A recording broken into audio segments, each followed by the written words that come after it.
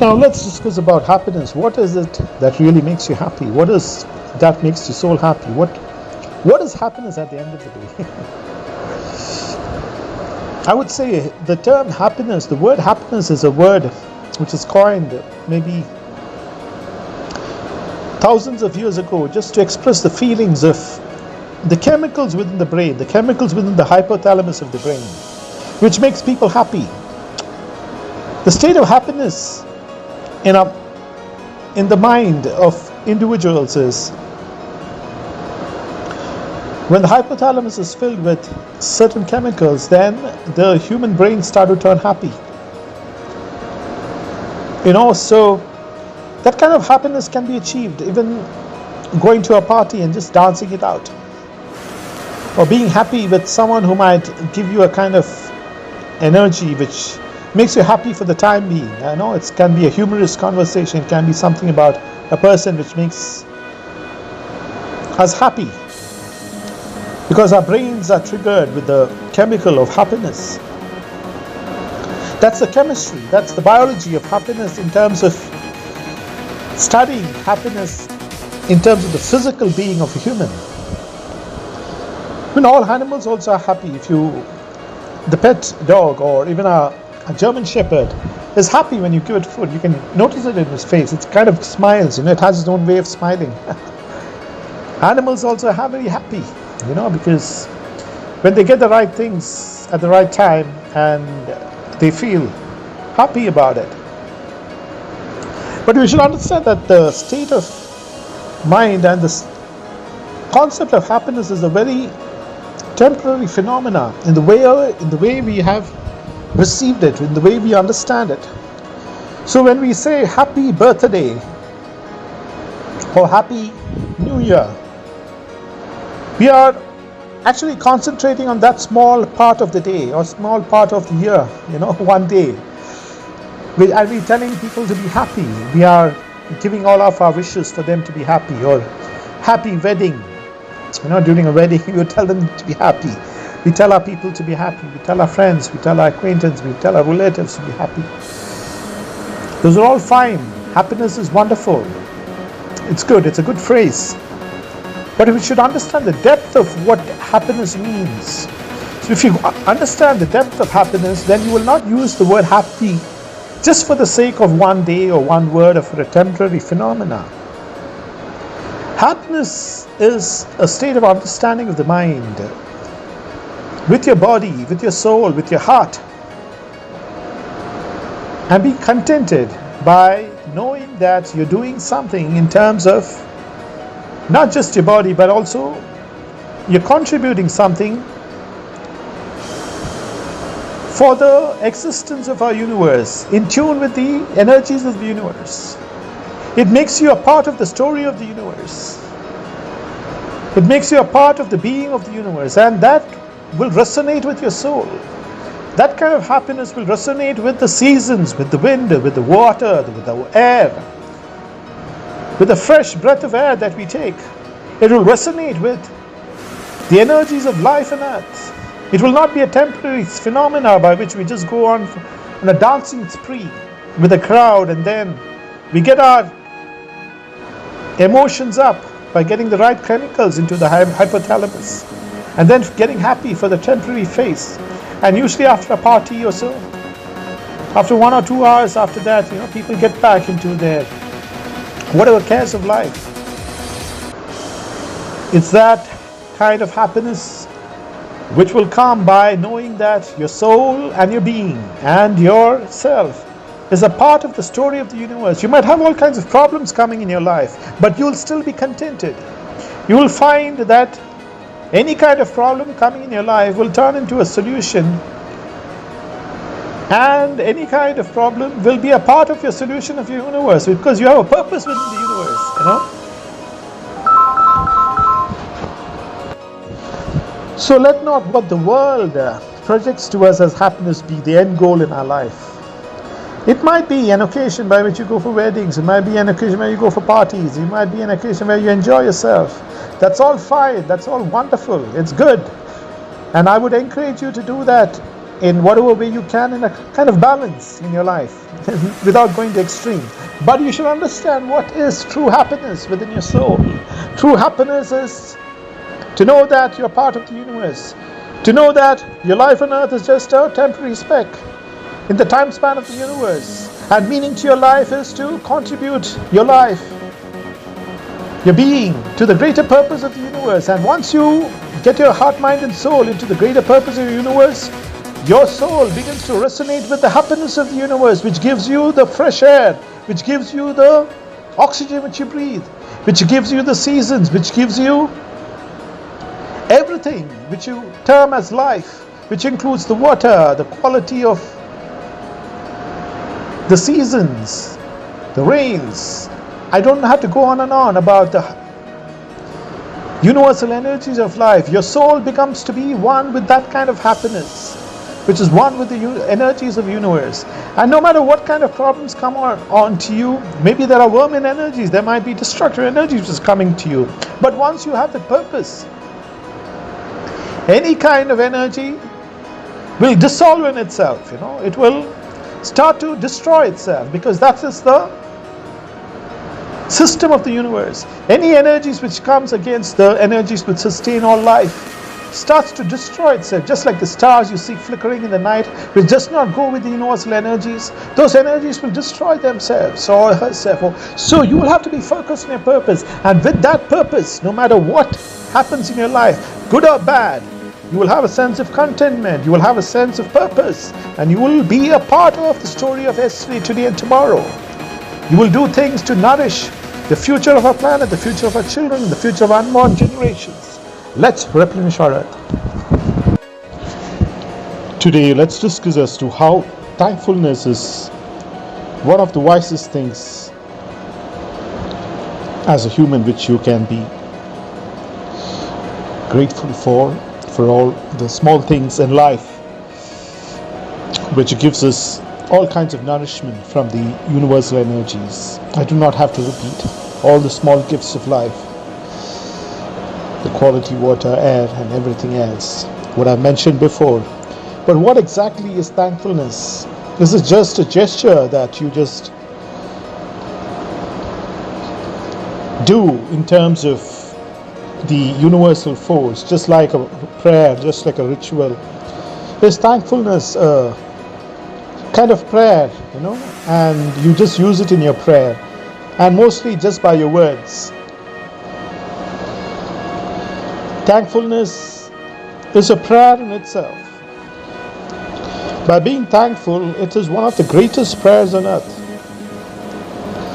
It is one of the most effective prayers on earth. It is the most wisest prayers on earth, and it is the only prayer which you should do in terms of the universal energies. Let me tell you why. When you're asking for wants for your body, you are asking it from the desire of your human flesh, which is just a temporary speck in the time span of history. Millions have come, millions have gone, as we mentioned before. But the act of thankfulness transcends your soul into the greater purpose of the universe.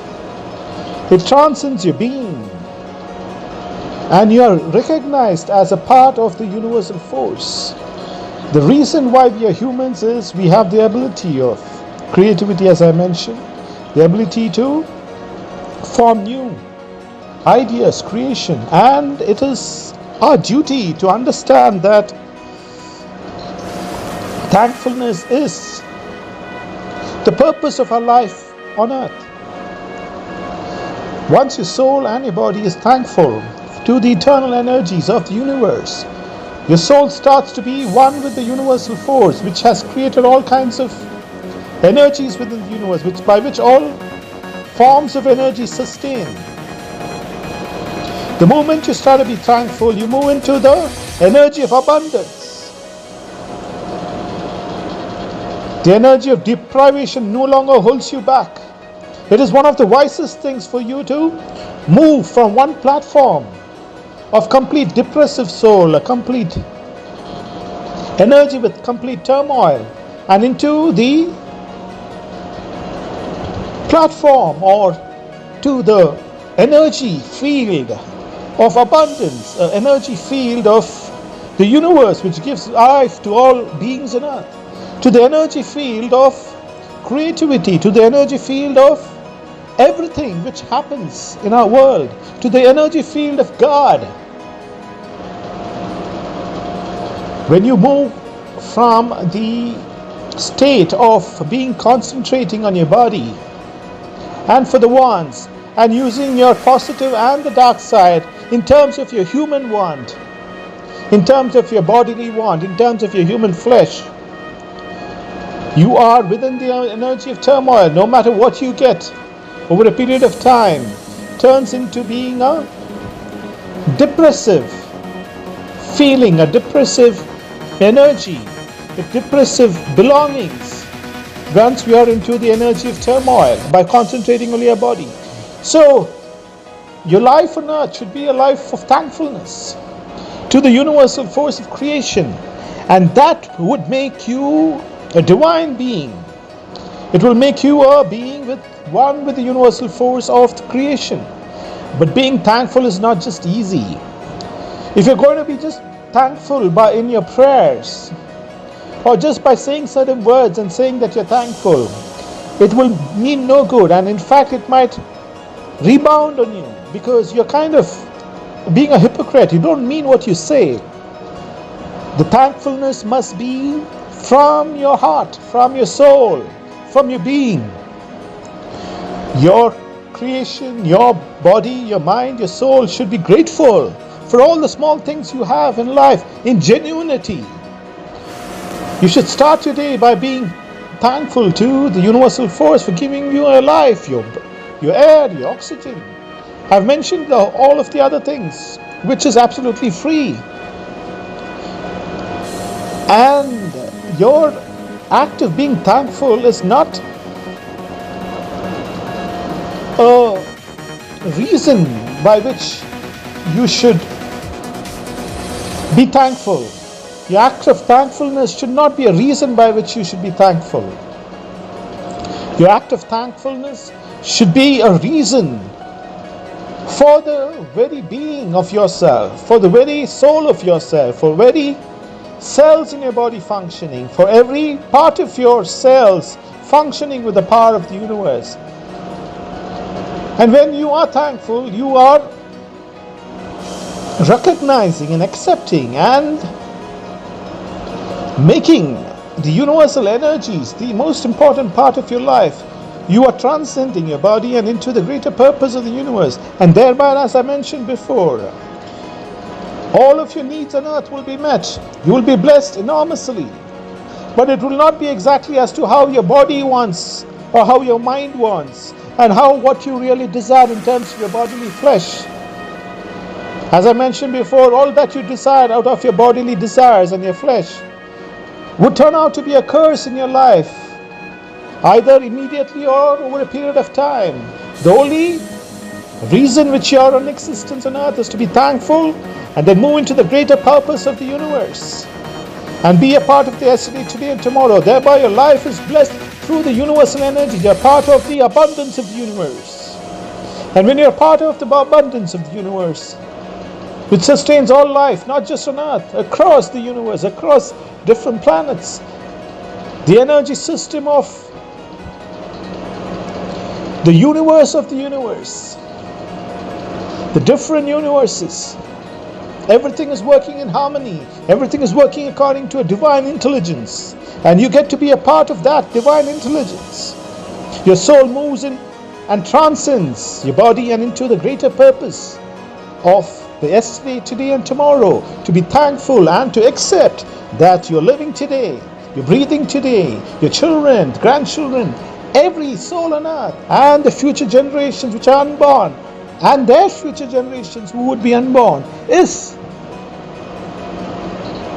completely dependent on the universal force, the universal energies. The act of gratefulness is the most wisest thing you can do in your life.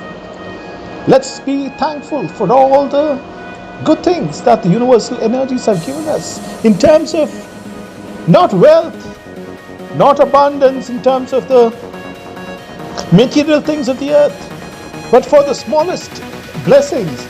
And once you are grateful for the smallest blessings, you transcend, and your life on earth turns blessings. All the material things which you need on earth would be given by the universal force according to the knowledge of the universal force, in tune with the energies of the universe for the future, for the sustenance.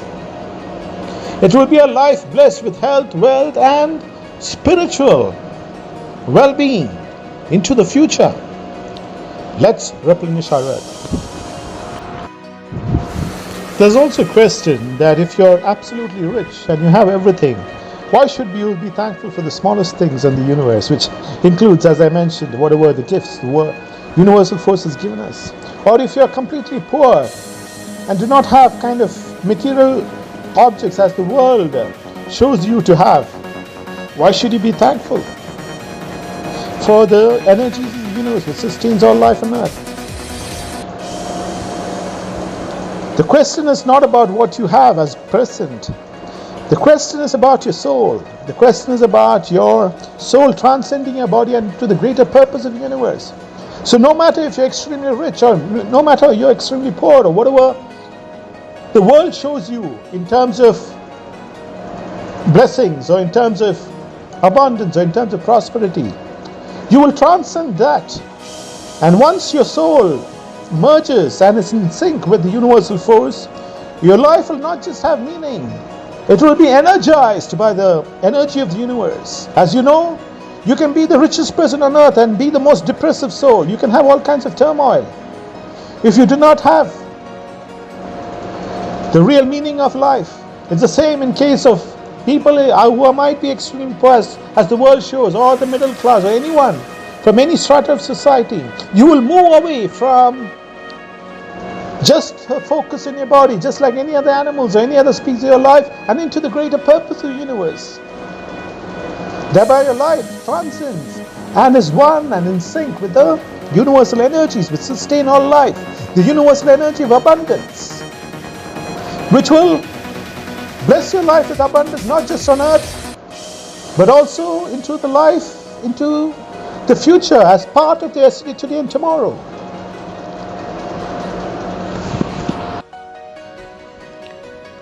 Today, everything that you see in the world, in terms of marketing, in terms of positions, in terms of your credibility in the society, your kind of prestige in the society, and everything that you really desire is driven by one particular emotion in the human being.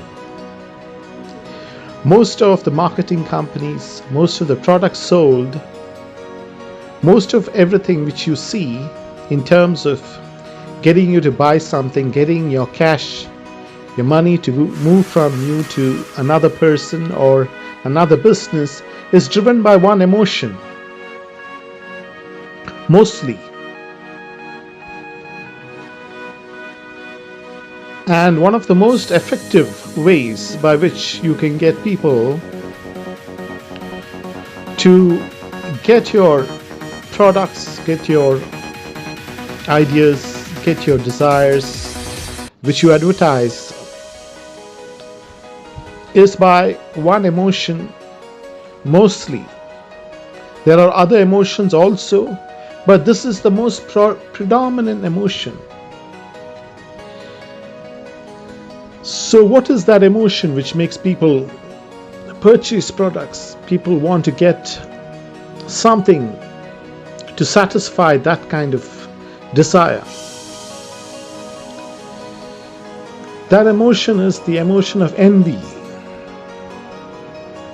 the emotion of jealousy is what drives people to buy products. It's what drives people to buy products, get things to get into the prestige value. What people forget is their sense of being, what they really require for their bodies, for their minds, for their soul. And everything is driven by a marketing. It's driven by someone else's mind. So you might want the most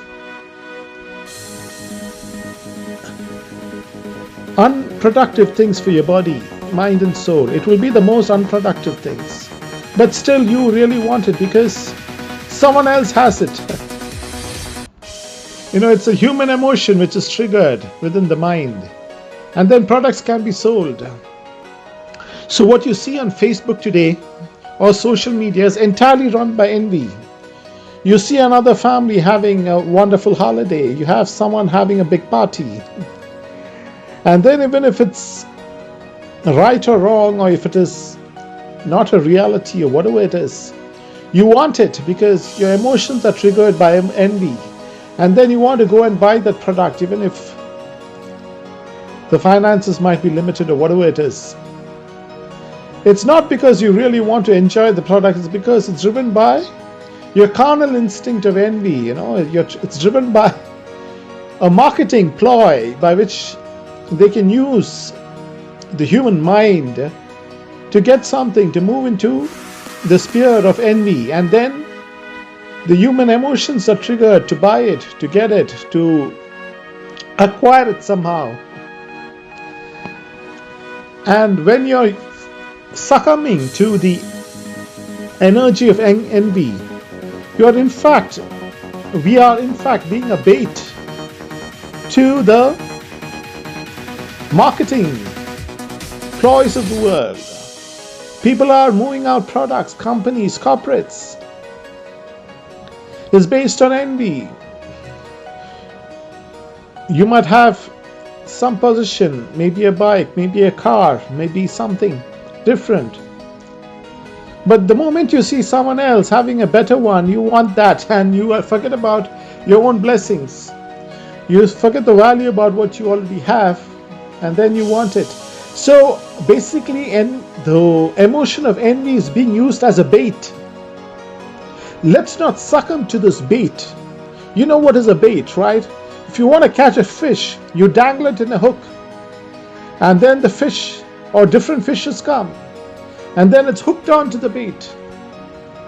The energy of envy, the emotion of envy is being used as a bait as of now in human consumption, in human wants, in the needs of people across the world, and people are succumbing to this bait. Let us understand what is required for our bodies is not what the advertisement on the television lets us know, or what we read in the newspaper, what we see in the social media. It is what is required for our body, mind and soul. Be one with the energy of the universe, with the energy of the future. And once you get into that kind of thinking and that kind of energy field, you will not want what the world throws at you as a bait in terms of envy. You will not be a number in the many numbers of people who have been taken into the buying spree or getting into a system by which the bait is used to get people, the bait of envy. Let's not be like any other animal on earth. When you feed it something, then it's response. Let's not respond to a bait of envy. It is one of the basic emotions which is triggered to destroy someone personally. When you are moved by the energy of the bait, the energy of envy, the energy of jealousy, you are in fact destroying yourself because you do not value the creative force which is given by the godly force, and then your mind goes into the carnal instinct of trying to get something which someone else has. Your life and everything about you is about what someone else has. And you forget about your own qualities, which is one of the biggest baits of yourself. You're destroying yourself, your soul, your mind, your creative energies, and then getting into the energy of turmoil. We are doing that on a personal basis, on a daily basis, without understanding. So the first thing to move out of the trap of the bait is to get into the creative energies of the universe. Get to know that your mind, your body, your spirit, and your creative energies is what makes you different from all other species. And once you get into the abundance of the universe away from your body, no baits of the world will help you No baits of the world will condition your mind. No baits of the world will trigger your emotions. You will know what is good for you in the heavenly realm. You will know what is good for you within your purpose on the universe. And when your purpose is clear in terms of the future and in terms of the energies which sustains all life on earth, you will move away from the marketing ploys of people, companies, corporates. We do not blame them, but that's the way they work. They survive on basic human emotions. They survive, they thrive. Some of the products are sold based on the human dark values or the human carnal instincts, the human self-fulfilling emotions which wants to satisfy everything about the body, forgetting about the energy of abundance which is already there in the universe once you start to use your creative force. So let's move into the creative source. Let's go move into the future. Let's move with our purpose. And when your purpose is clear, in terms of what you want to do for the future, in terms of what your life is and what you're doing at present, and what your vision is for the future, and once you're working for the future of a universe, you're a part of the yesterday, today, and tomorrow, and then your life is blessed immensely by the universal force, not by the baits of the world, but by real blessings of what you want in the world. For a small example, you might have wanted a prestige value house just to trigger your prestige. But what the universal force might give you might be something in the countryside with a lot of nature, with all of the facilities of nature, the beautiful landscape, the mountains, the buildings. And your bodily instinct might have been to get an apartment at one of the most prestigious places. I'm just giving you an example. So these are things which the universal force will bless you in terms of your vision with the future, in terms of your understanding that your human body's wants are not what the energies of the universe might be.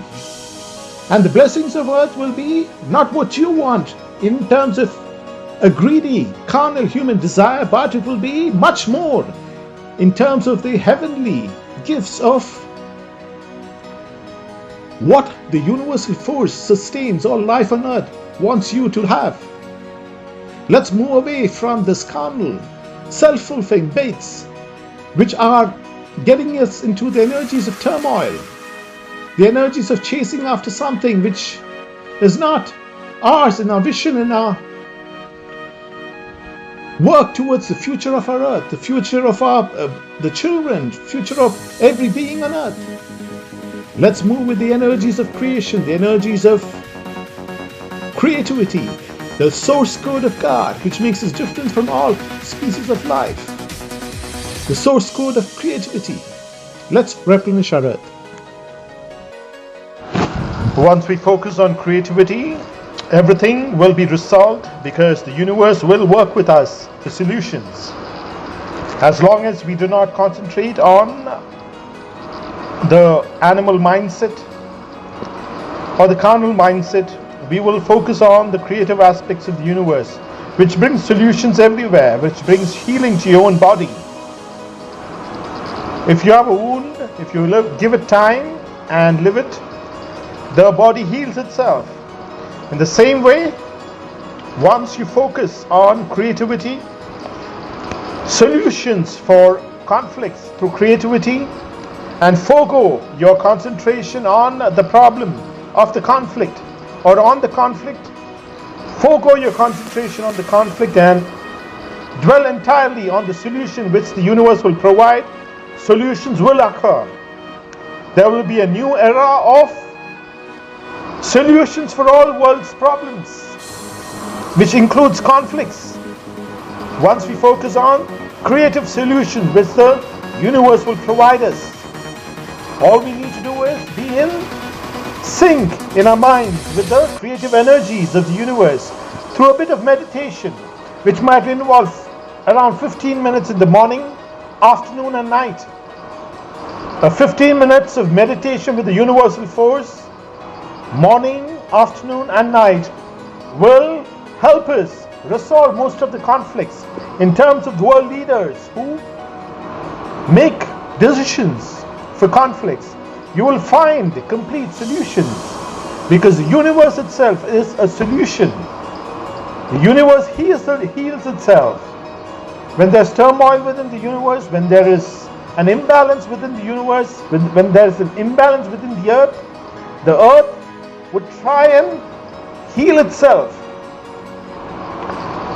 So today let's focus on solutions and not conflicts. Any kind of conflict which has occurred as of today, we will try and get into a status quo, and as long as both parties have enough to survive and thrive for the next 10 years, live the conflict to be resolved in 10 years and concentrate completely on a solution in meditation with the universal force. In meditation with the godly force. And once this is done, solutions will occur. Solutions will come.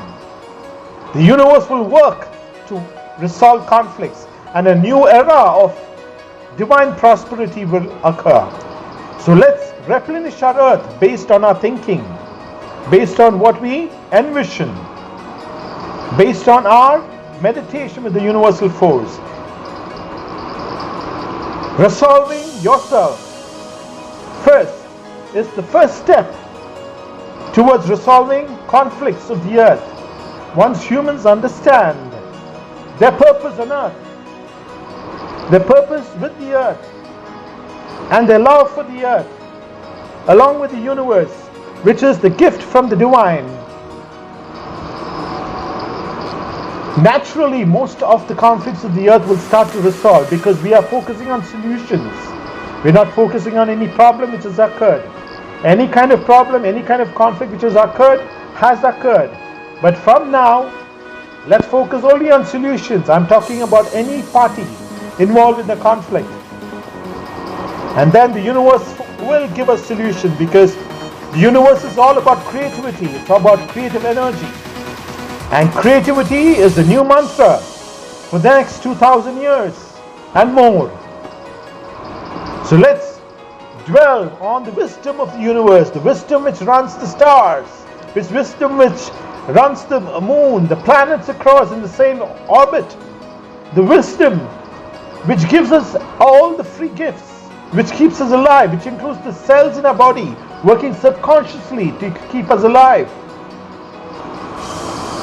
Again, I don't need to go back. The air that we breathe, the oxygen, the water, the seasons, the wind, the energy, the gravitational force, all these are the wisdom of the universe, which works in universe in unison. And whenever there's an imbalance, the earth rectifies itself over a period of time.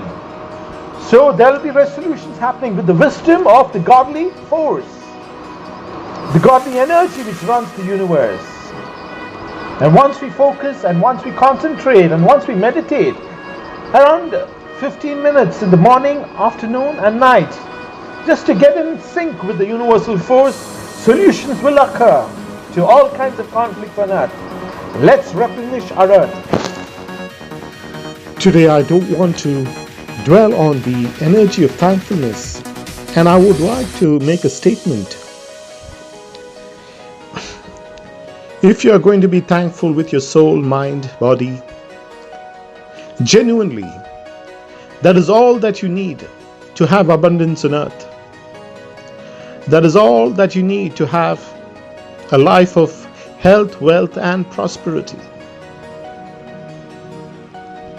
Why is thankfulness associated with abundance? Why is thankfulness associated with health, wealth, and prosperity? Not only in this world, but also having our lives have a meaning in the today, yesterday, and tomorrow.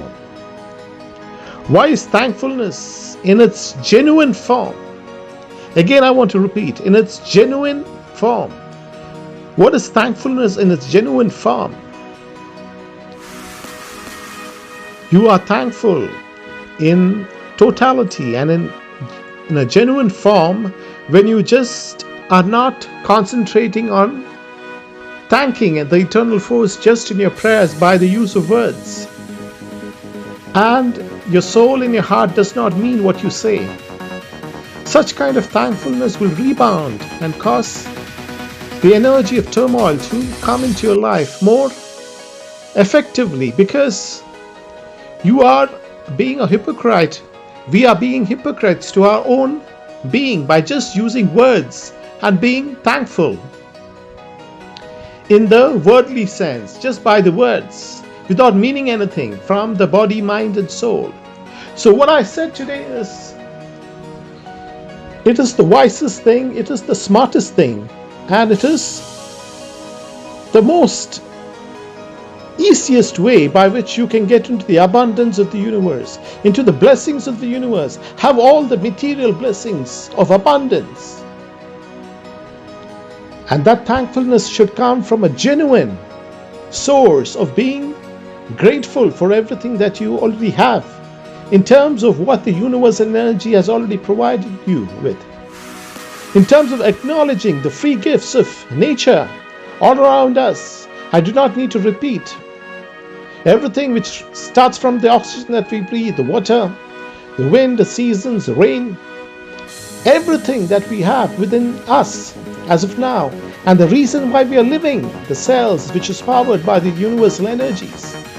Once you start to acknowledge it and be grateful with your soul, that energy of gratefulness from your soul will mix, will be in sync, will give you the power to move into the universal sphere of abundance, because you're not just asking for your body here, you're moving into the abundance of the universe, moving away from your bodily wants and into the greater purpose of the universe for the future. You're working, you're moving your soul, your life, your being into the future of our universe, which is a part of the yesterday, today, and tomorrow.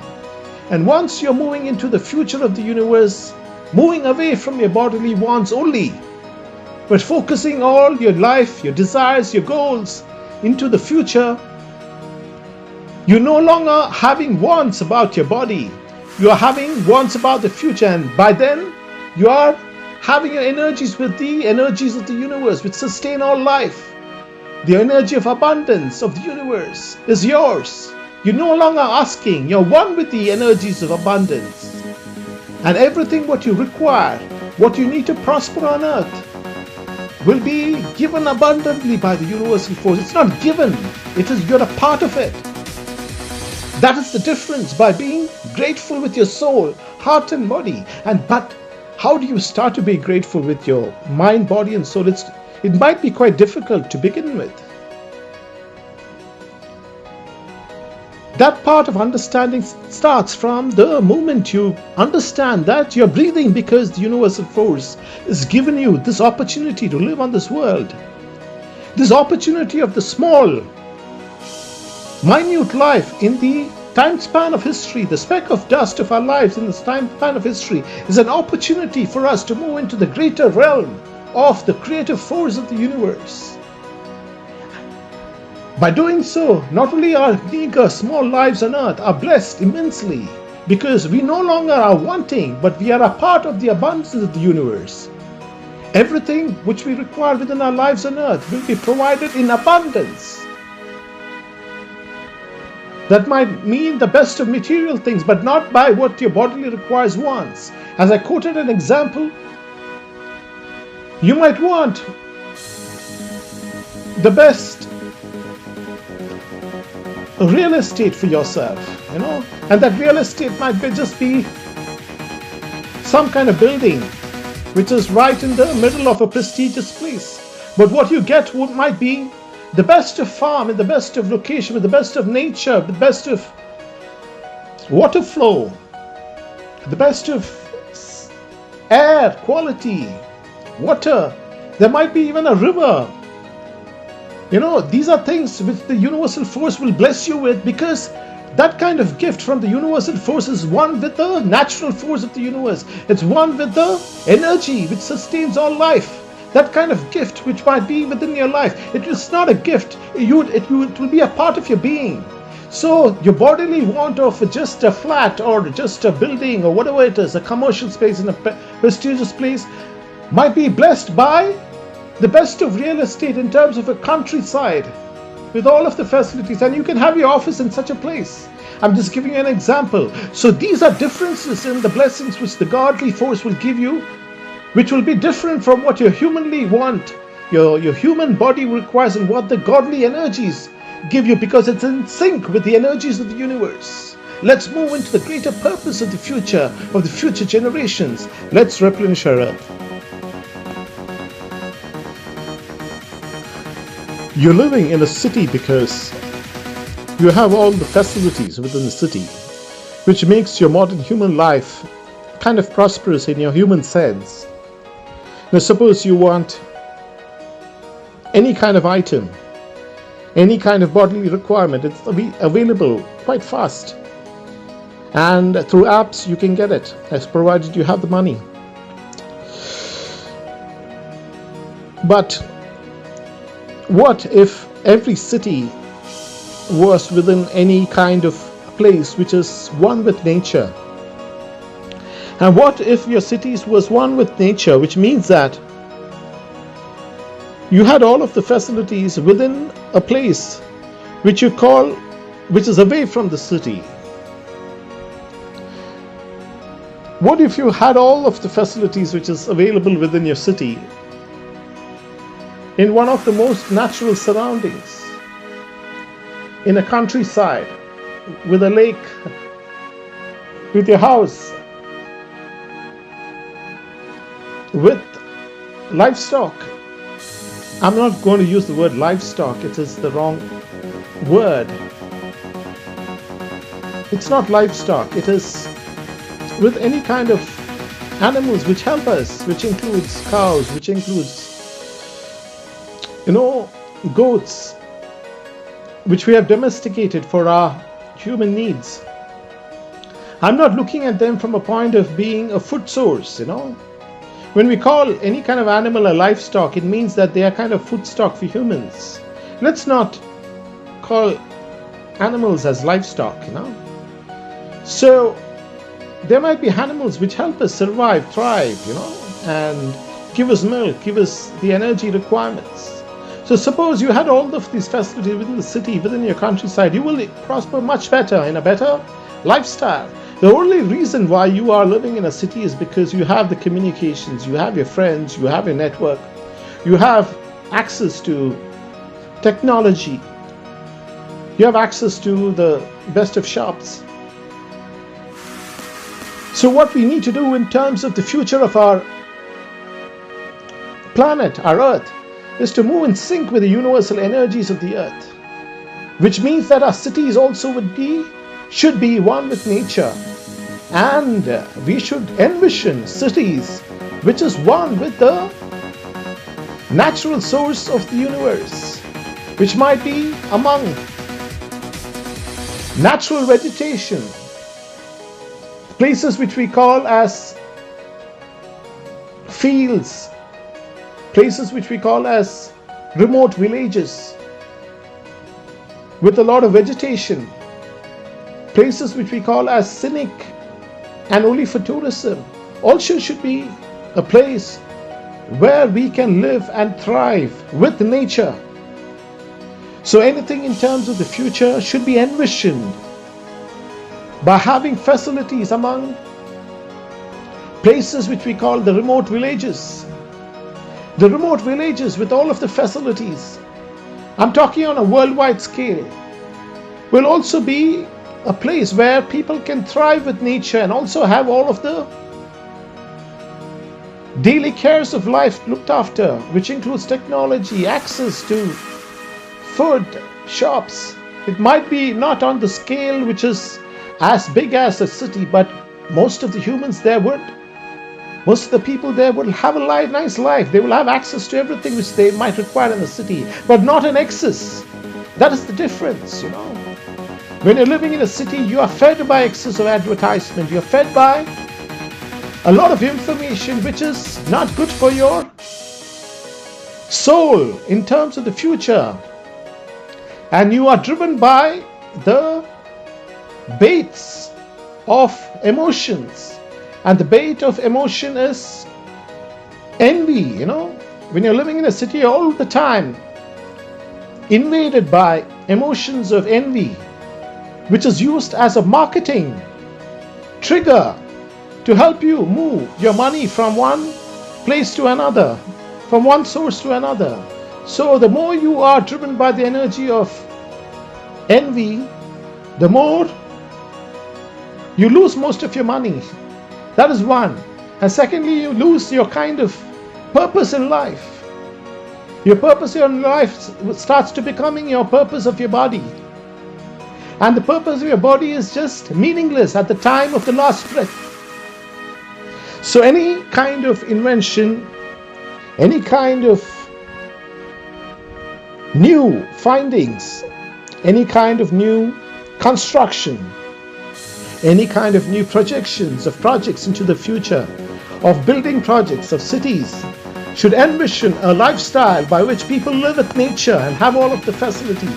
And they should have just enough of all of the facilities, but not in excess. As we know, life is all about balance. Everything about life is about balance. Once you are in the right balance, then you have a productive life. What's happening in our cities is now that people are driven into excesses.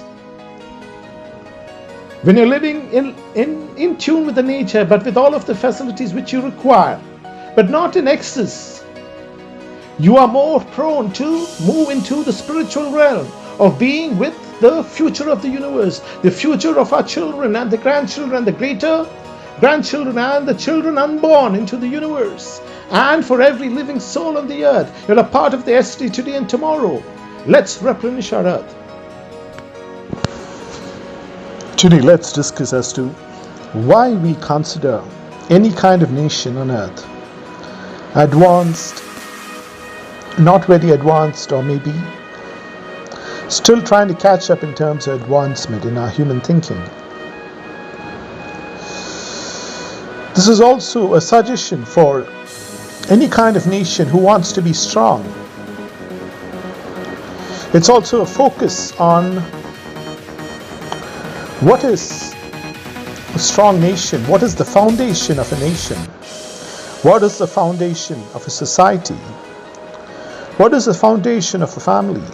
But most importantly, let us see it on a broader scale. We discussed on your impact, your family's impact, and also the society and the country. But what makes a nation not just strong? What is the vibrancy of a nation? What is that which makes a nation stand out among other nations? The first thing we have to look for in a nation is the health of the people. The health of the people within the nation starts from its infancy, from the mindset which is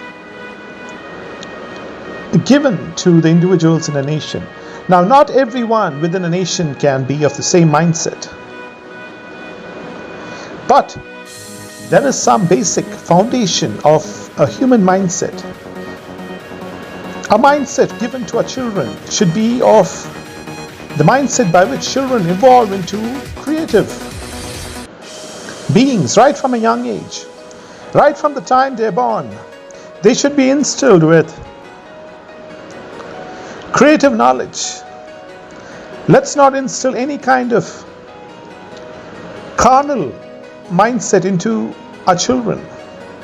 As it is, there is a kind of carnal instinct each of us humans. We are related to animals in some way in terms of evolution. But as of now, when we are born as a human, we are a human, which means that we are in the creative aspects of the universal being. So when a child grows up, the first thing any nation, the leaders of nations should concentrate on is to give children the creative abilities within the family, society, and then evolves into a creative nation. But what is a creative nation? What is the vibrancy of a creative nation? What does it want to be with the universal energies of creation, the universal energies which sustain all life on earth? What is it to be with the one source code of God?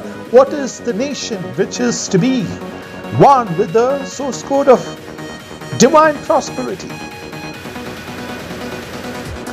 When each of the child is instilled with the knowledge from a young age in a nation, again, I'm not generalizing that everyone has to be, but I'm saying on the broad scale by which most of the children within a nation are instilled with the right kind of knowledge towards creativity. It creates a vibrancy of creative powers, creative emotions, creative beings, and also creates an energy of vibrancy of language, development of culture, development of science, technology,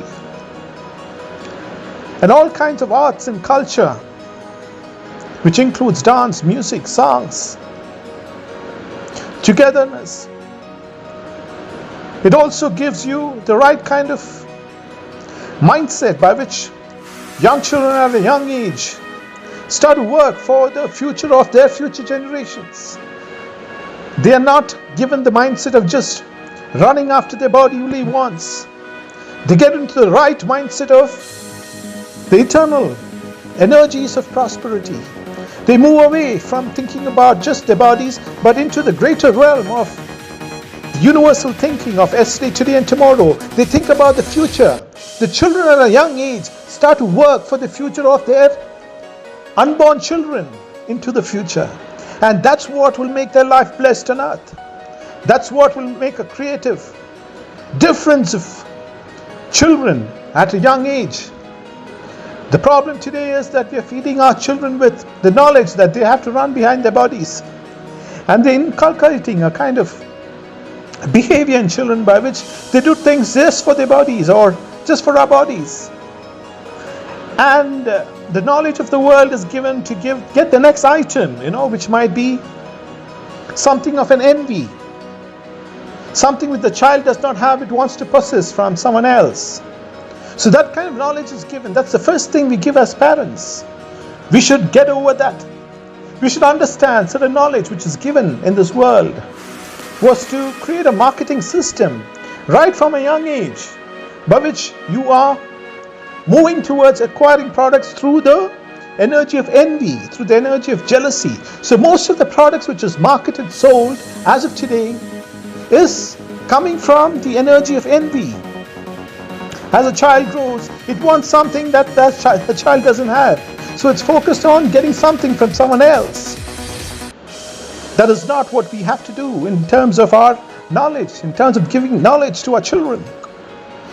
They should know their creative abilities. Each child, each individual, each grown-up, each adolescent individual growing into adulthood should know their specific abilities. Each human has a specific ability in terms of the creative energies of the universe. It's not the carnal energy that we should give importance to. As I mentioned, the carnal energy is just like any animal. And let's not give that kind of energy to our children when they grow up. Let's move them into the energy of the creative source of the universe right at a young age, right from the time they're born. That comes only when you yourself are into the creative energies of the universe. You yourself have devoted your life to working for the future of the universe, by which your life on earth is also blessed with all the material things which the universal force blesses you with. And then your child also starts being blessed, because it's got into the right mindset. It's not dwelling on its bodily mindset, but it's working right at a young age towards the future of a universe. And thereby the child's life is moving towards the future of a universe. Any kind of thought process which the child gets is for the future, for the betterment of the universal forces. It also gets into professions, deeds. It might be the best. The child might be the best manager on earth, but he will be managing the brightest corporate, which replenishes the earth, which renews the life forms on earth, which betters the air quality, which betters the food which each child eats into the future generation, which nourishes, which has nourishment. It is not just the taste, but also it will be a knowledge that the food that the child eats into the future will also be nourishing, not just for the taste.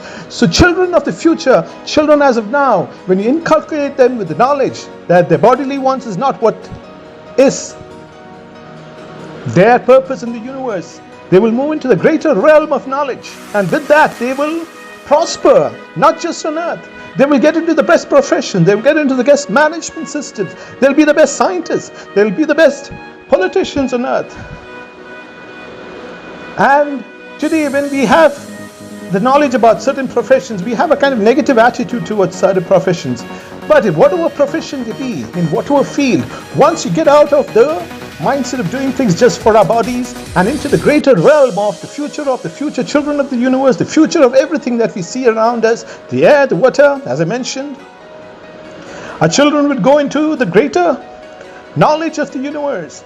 They will not ask with envy.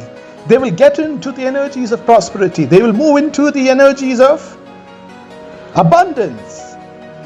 Their prayers will be a prayer of thankfulness for whatever they have as of now. The air, the water, and everything is already given, the universe. And that's the first stage where they move into the energy of prosperity. Let's replenish our earth.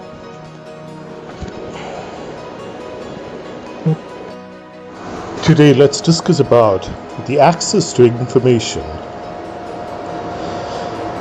Sometimes the access to information and not having access to information can be a blessing or be with the energy of turmoil or a curse. When we are into replenishing our earth, we should have the information only of what is required, in terms of helping the future generations prosper. Now, too much of information is really bad. Any kind of information which is in excess is ultimately no information.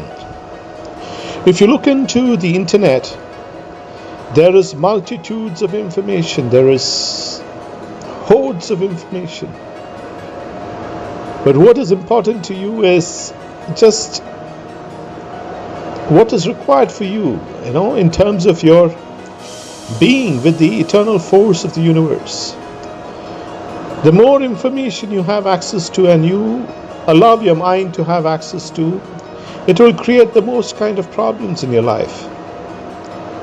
And one of the greatest ways to fall into turmoil is to try to get into the information of others for your own personal benefit.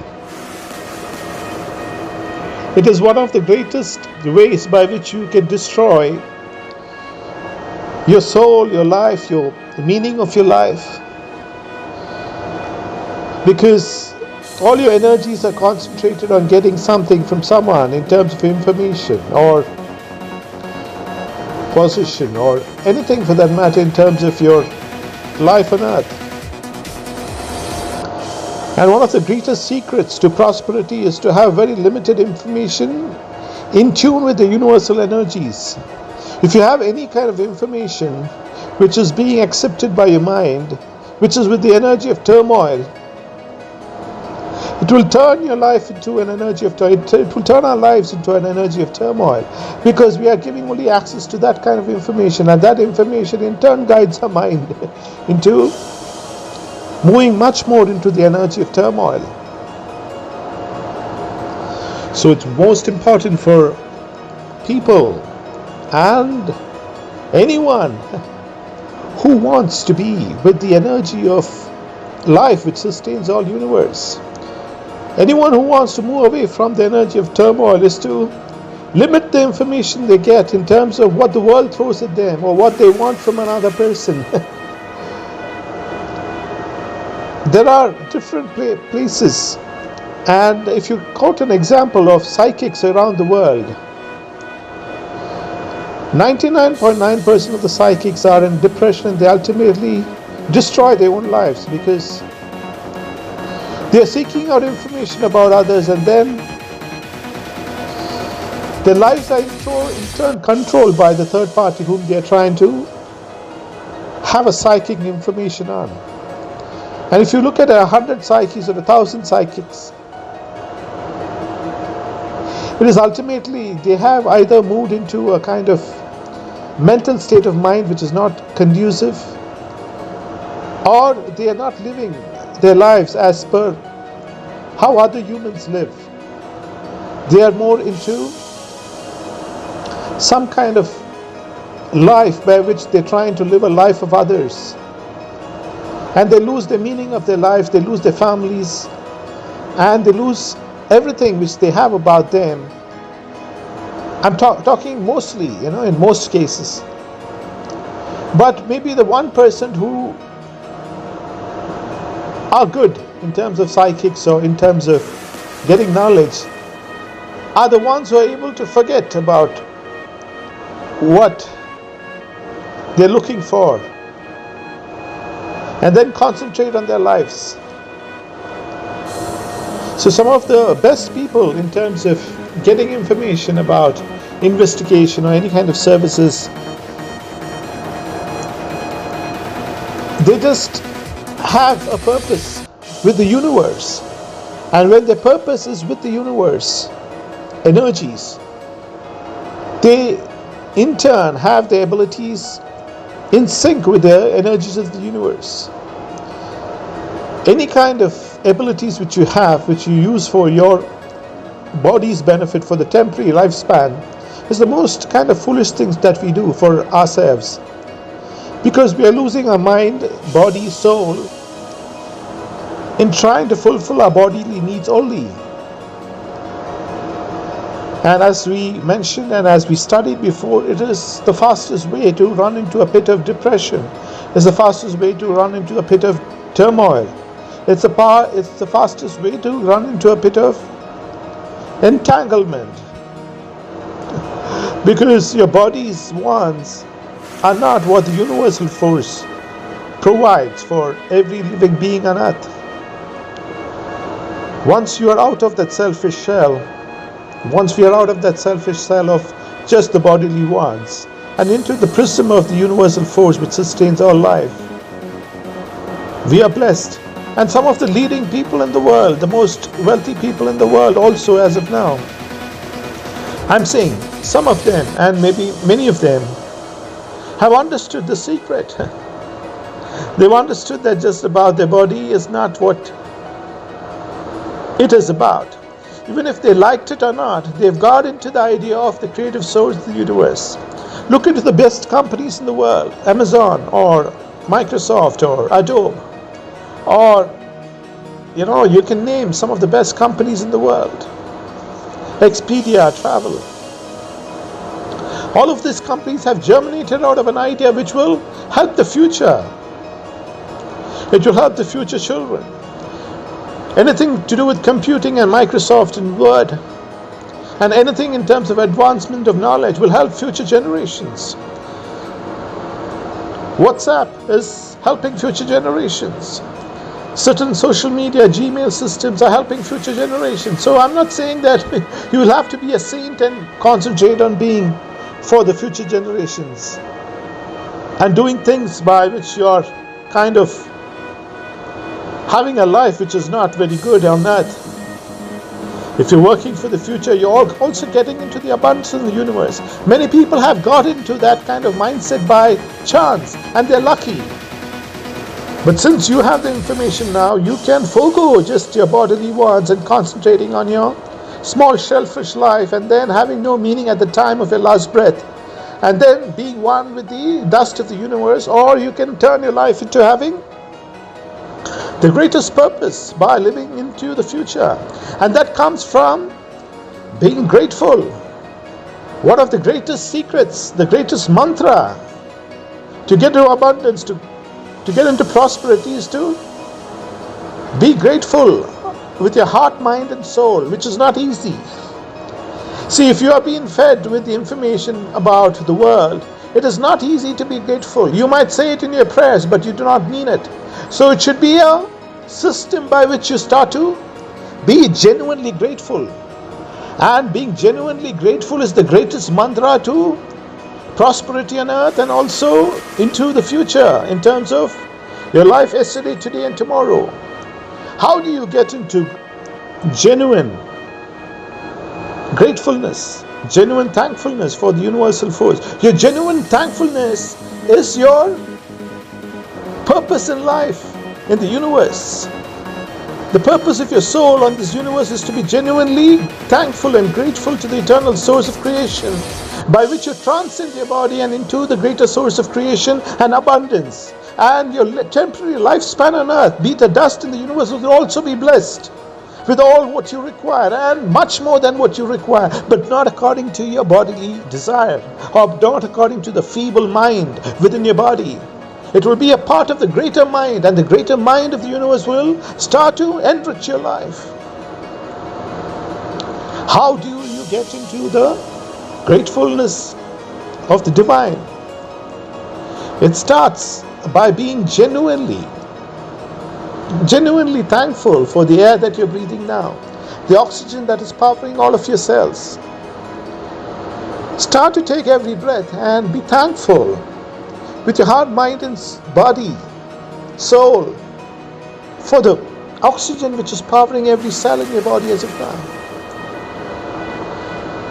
That is one of the best ways by which you can start to be genuinely grateful. It's also an exercise. In yoga, one of the first steps they tell you is to concentrate in your breath and then be thankful to the eternal force. It is not just the yoga which helps the body, it is also a mindset by which you cultivate, and that mindset is all that you need to get into eternal prosperity.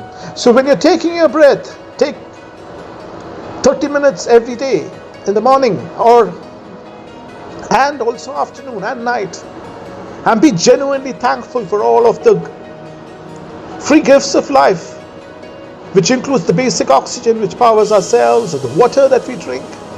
But let's start with the basic oxygen, because every moment that we speak now, you are taking a breath and then exhaling, which means that the universal force is in sync with what you're doing now. It is the basis of every life on earth. So start to be just grateful for the oxygen that you're getting in genuine way. It's not by saying that, okay, I'm going to be thankful for the oxygen. It is not that. When you're just going to be a hypocrite and just mentioning words, it will in turn do injustice to yourself and the universal energies. If you need to move into the universal energies, you should be a part of the universal energies. You should be part of the universal energy with your body, mind, and soul, and that is to be genuinely thankful. When you're in that 30 minutes of meditation, be genuinely thankful. Feel the oxygen powering your body.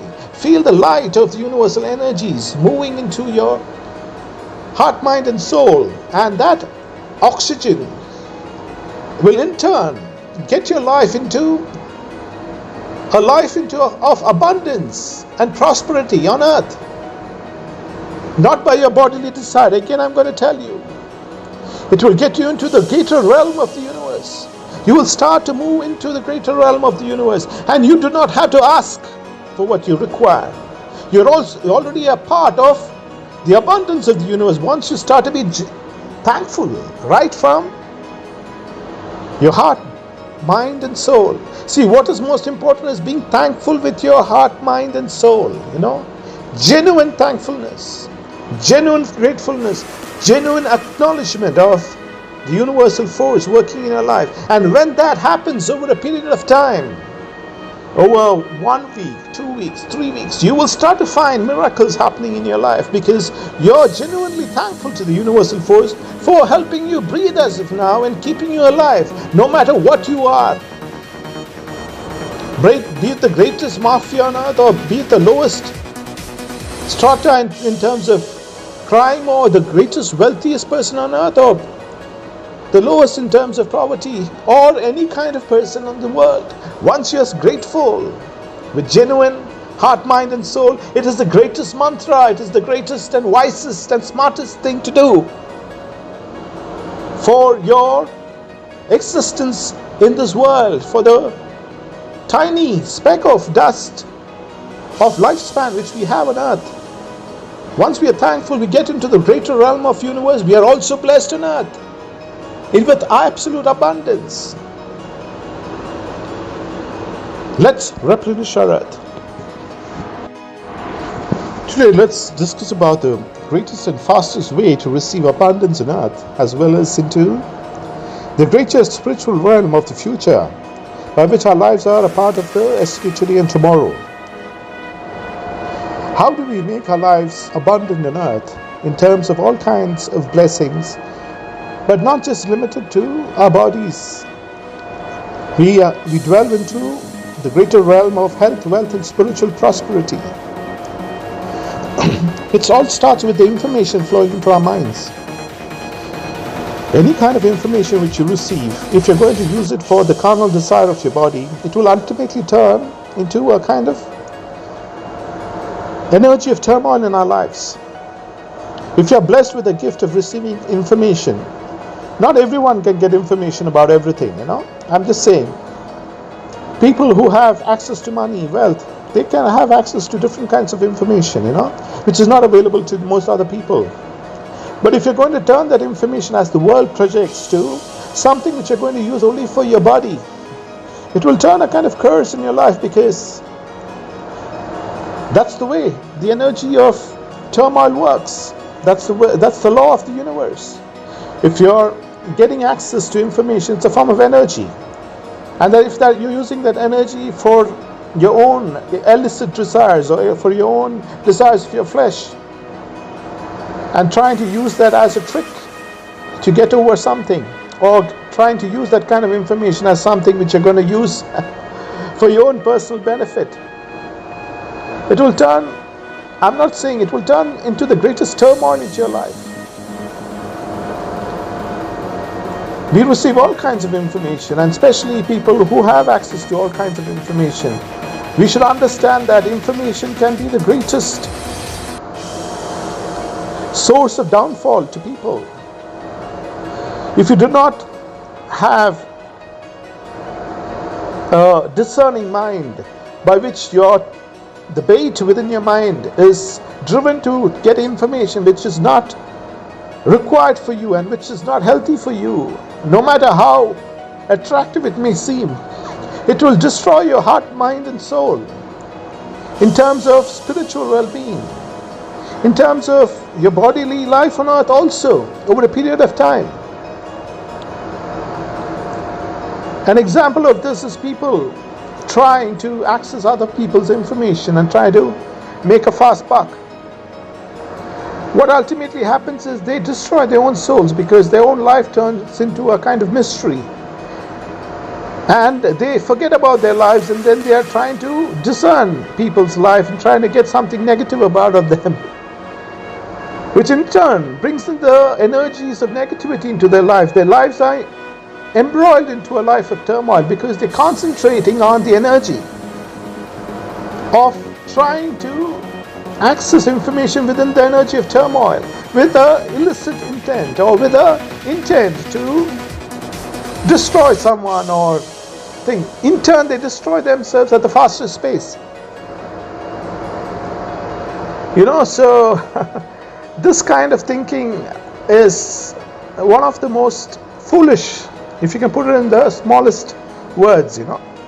You can use much more words than this, because at the end of the day, when you're doing such things on a human scale, you're using your mind just for your carnal desires, and you're turning your abilities of your human body into an instrument by which you're dwelling within the carnal energies, which will destroy you, your heart, mind, and soul, which will destroy us, because everything is based on the energy of a kind of depressive energy, an energy which is dark, which energy which is in turmoil. So what is that which makes your life move into the dimension of prosperity? The dimension of prosperity of information is to access information which is one in tune with the creative source of the universe, and which will help future generations into the future. That also includes information which you get from people, from any source. And if you can use that information to help the same person or someone else or the greater purpose of the universe, you yourself are doing the smartest thing on earth. If you're going the other way, you're the most foolish person. We are the most foolish person, because the energy of turmoil will destroy the person. If you're going to concentrate your energies on someone, some business, or anything for that matter, and if those energies are concentrated on turning that business or anyone for that matter into something which is not conducive, or spoiling someone's reputation, whatever, ultimately you will destroy yourself, because that energy is within you and it will use you. That's the way it works. And usually the person who is being targeted is completely left untouched, and they're kind of happy, because at the end of the day, the person who's using such energies are the most foolish person on earth, and the same energies are destroying. So who is happy at the end of the day? It's the person who's being targeted in terms of the emotions, the energies. So if you take it the other way, if the same energy was targeted in helping people, and if you had some information about people, or if you had some information about a place, if you're going to use that information in terms of helping the same person, you will be getting into the abundance of the universe, and the same person will start to help your life also, because they know that whatever information you have, whatever thing which you have, if it is going to be helpful for them, they will in turn help you. That's the way the world works.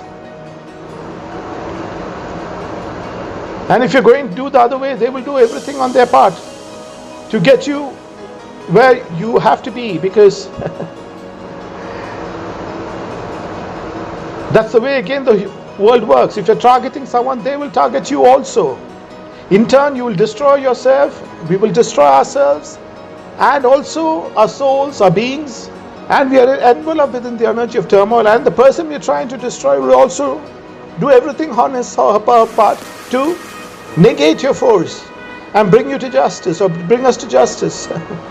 So again, I'm going back to the wisest thing and the most smartest thing is to gain information which is one in sync with the energies of the universe, which is about creativity, it's about the future. The problem today is a lot of movies which we see, or any kind of information, be it on the print, on television, or any kind of information which you receive on social media, newspapers, digital media, is all about trying to access information about people and events which might be related to our carnal instincts. Our carnal instincts was to grab something. So we're trying to get into that kind of information, even if we like it or not, on a large scale, without understanding that those same energies of desire of getting the information which is not conducive for us is destroying us every minute. And the smartest people on earth are able to get only the information which they want. The smartest and the greatest companies on earth have concentrated only on the ideas which are helpful for them. They've forgotten all kinds of carnal desires in terms of information that they have received. And it's the most wisest, the smartest, and the only thing they have done which made them prosper, not just on earth. The ideas will germinate into the future. Let's give access to information about what we receive in terms of the prosperity into the future of future generations. That does not mean that you're all working into something which is supernatural. You're not working into something supernatural by which you're going to help the future. It starts with the information which you receive, and discerning that information, and having a decision whether that information is helping the future generations, helping you create an idea, helping you to move into something on a small scale within yourself, which will also help future generations. That's a small idea. As I said, starting a e-shop, starting a shop which is having most nutritious foods for people, along with health, along with taste. Not just nutritious, You see, some of the greatest companies on earth have turned into getting nutritious food to people in the past 4 to 5 years. It's not because they wanted to serve, but it was the smartest thing to do as of now, Many of the foods that you receive as of now, they say it's sugar-free and it is also tasty. And people are moving into that kind of sphere of thinking because they've understood that it's not just the taste alone, but it's also body which nourishes the body, mind and soul.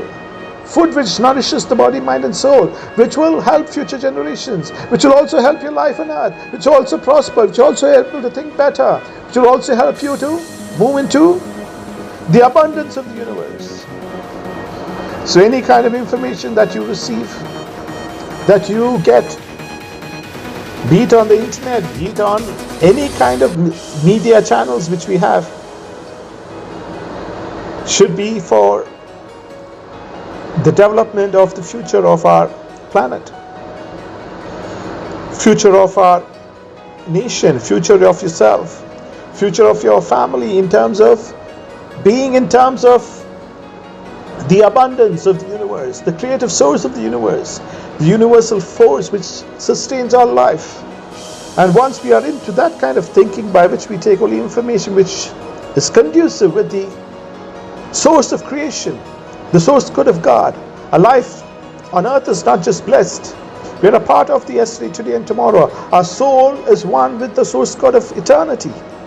Let's replenish our earth. This is also how the concept of karma is explained. As I mentioned before, if you're going to dwell on the energy of turmoil, it is going to rebound on you, because it's the same energy which you have used, which is going to work against you in future. And that's the principle of karma. It's the principle of the concept of karma. So any kind of energy which you're going to use, let it be with the creative source of the universe, and your life will turn into a karma of abundance. It will turn into a karma of the greater purpose of the universe, of the yesterday, today and tomorrow. You will be a part of the essence of divine prosperity, of health, wealth and spiritual well-being. Let's replenish our earth. We have discussed about the energy of karma, or we have discussed about the godly energies of the universe, the energies which brings us close to all sources of life, which is being powered by the universal source of God. But how do we get out of our kind of energies of turmoil or karma? Within the energy of turmoil, how do we get out of it? Most people have a life which is kind of embroiled within the worldly cares, and and we are in a kind of depressive mindset, and then we are getting more fodder for our depressive mindset, and then getting into more problems. And at the end of our lives, the last breath, our life is all about ourselves and trying to run about our cares of our flesh, and we lost the greater purpose, and it becomes a karma of dissatisfaction. It becomes a karma of an energy of turmoil at your present life as of now, or at our present lives as of now, because we are embroiled within what we have done in terms of our bodily wants. But how do we get out of it? As I've mentioned before, getting out of your karma is to start to be genuinely thankful. That's the first step, and that's the only thing. Once you start to be genuinely thankful with your heart, mind, soul, your being thankful for the very air that you breathe as of now, in a very genuine way, and if it's done over a period of time, within 1 month, 2 months, 3 months, you will start to get out of your negative karma, or your negative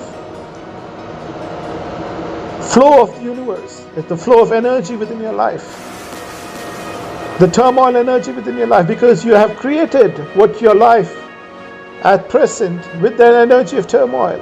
So it takes some time for you to get out of that energy of turmoil and get into the energy of the universal force which sustains our life, and that becomes the first instance by which you're genuinely thankful. Let's also understand, no matter what our lives is, the prestige or the power or the abundance we receive in terms of our bodily needs, and in terms of the world as the world projects, or being the wealthiest person, or just running after material desires of the world will be not conducive to your life. You know, it will not be the right thing to do for our lives on earth. Our lives will be a complete speck of dust, as I mentioned before. Just like any of the wealthiest people who have lived even 100 years back, the richest people or very rich people. Do we remember their lives as of now? They might be remembered if they've done something for you as of now, you know, in terms of your goodness in the life which you live. If you're going to remember any past soul, any past being, it's because, in a positive way, it's because they've done something for your life as of today which helps you. And if certain people have done something which is not conducive to your life today, you will have all kinds of ill feelings towards that past life. And that past life cannot lie to the future. If a past life has done something genuinely good for you, it will resonate with the truth of the universe. You like it or not, whatever lies were smeared during that lifetime to destroy anything, for the matter, their bodily or their reputation or so, the information of truth which they had given the world during that time will resonate into the future. And it's resonating into your life as of now. Just think of some of the individuals in the past which have helped you, your nation, your country, the civilization, the world, in genuine, true form. They might not have lived the best of lives during the time, but they have contributed in genuineness. I think you just have to reflect on those people who have done that. And the truth of their lives resonates forever because they are one with the truth. And the truth of the universe just cannot be smeared, or the truth remains the truth. The oxygen that you breathe remains the oxygen that you breathe. It's the oxygen which powers every cell in your body. So, as of now, let's know that anything that we do into the future, even though we might not be remembered as a greatest individual on earth, if you're doing anything with the smallest scale into the future, your soul will resonate with the eternity of the universe. Your soul will be a part of the eternity of the universe because your soul is one and in sync with the energies of the universe which sustains all life, which was yesterday, today and tomorrow. Now again, as I mentioned, being part of the solution of the universe and into the future does not mean that you're doing everything good in terms of the future. As I mentioned before, the dark energy, the weapons of the strongest nations are the deterrent. So that also means that you are also conditioned to use the dark energies within you. The weapons of the strongest nations will be used, as I mentioned before, if certain red lines are crossed by the vermin energies coming against you.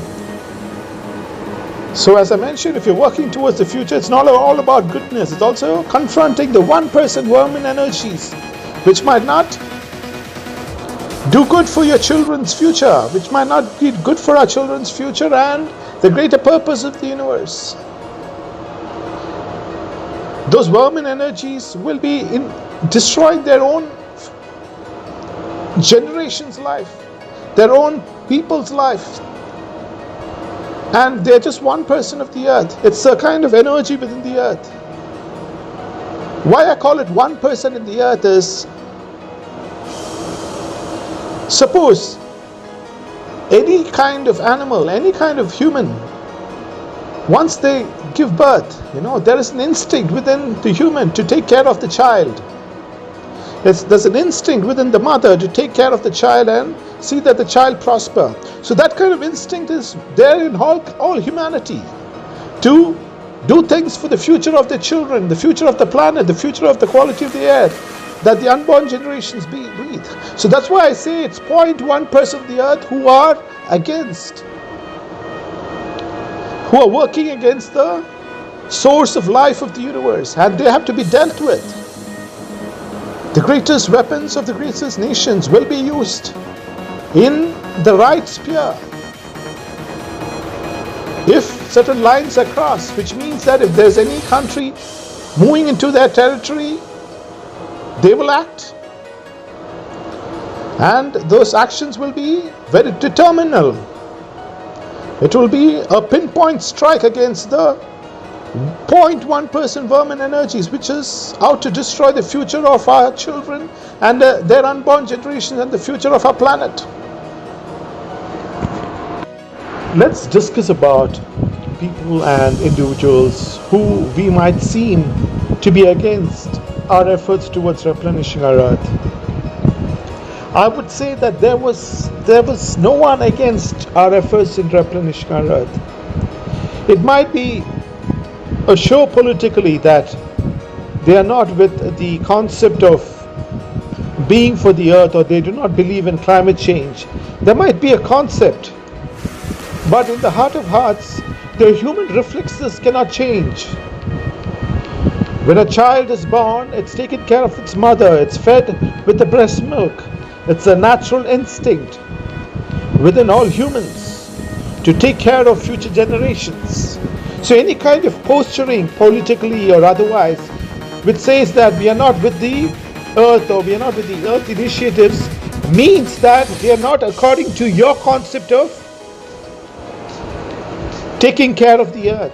They are not according to your kind of thinking in taking care of our earth. It does not mean that they are by instinct against the future generations of the earth. By instinct, every individual on earth has that instinct to protect the child, has the instincts, especially the mother, would want the best for the child.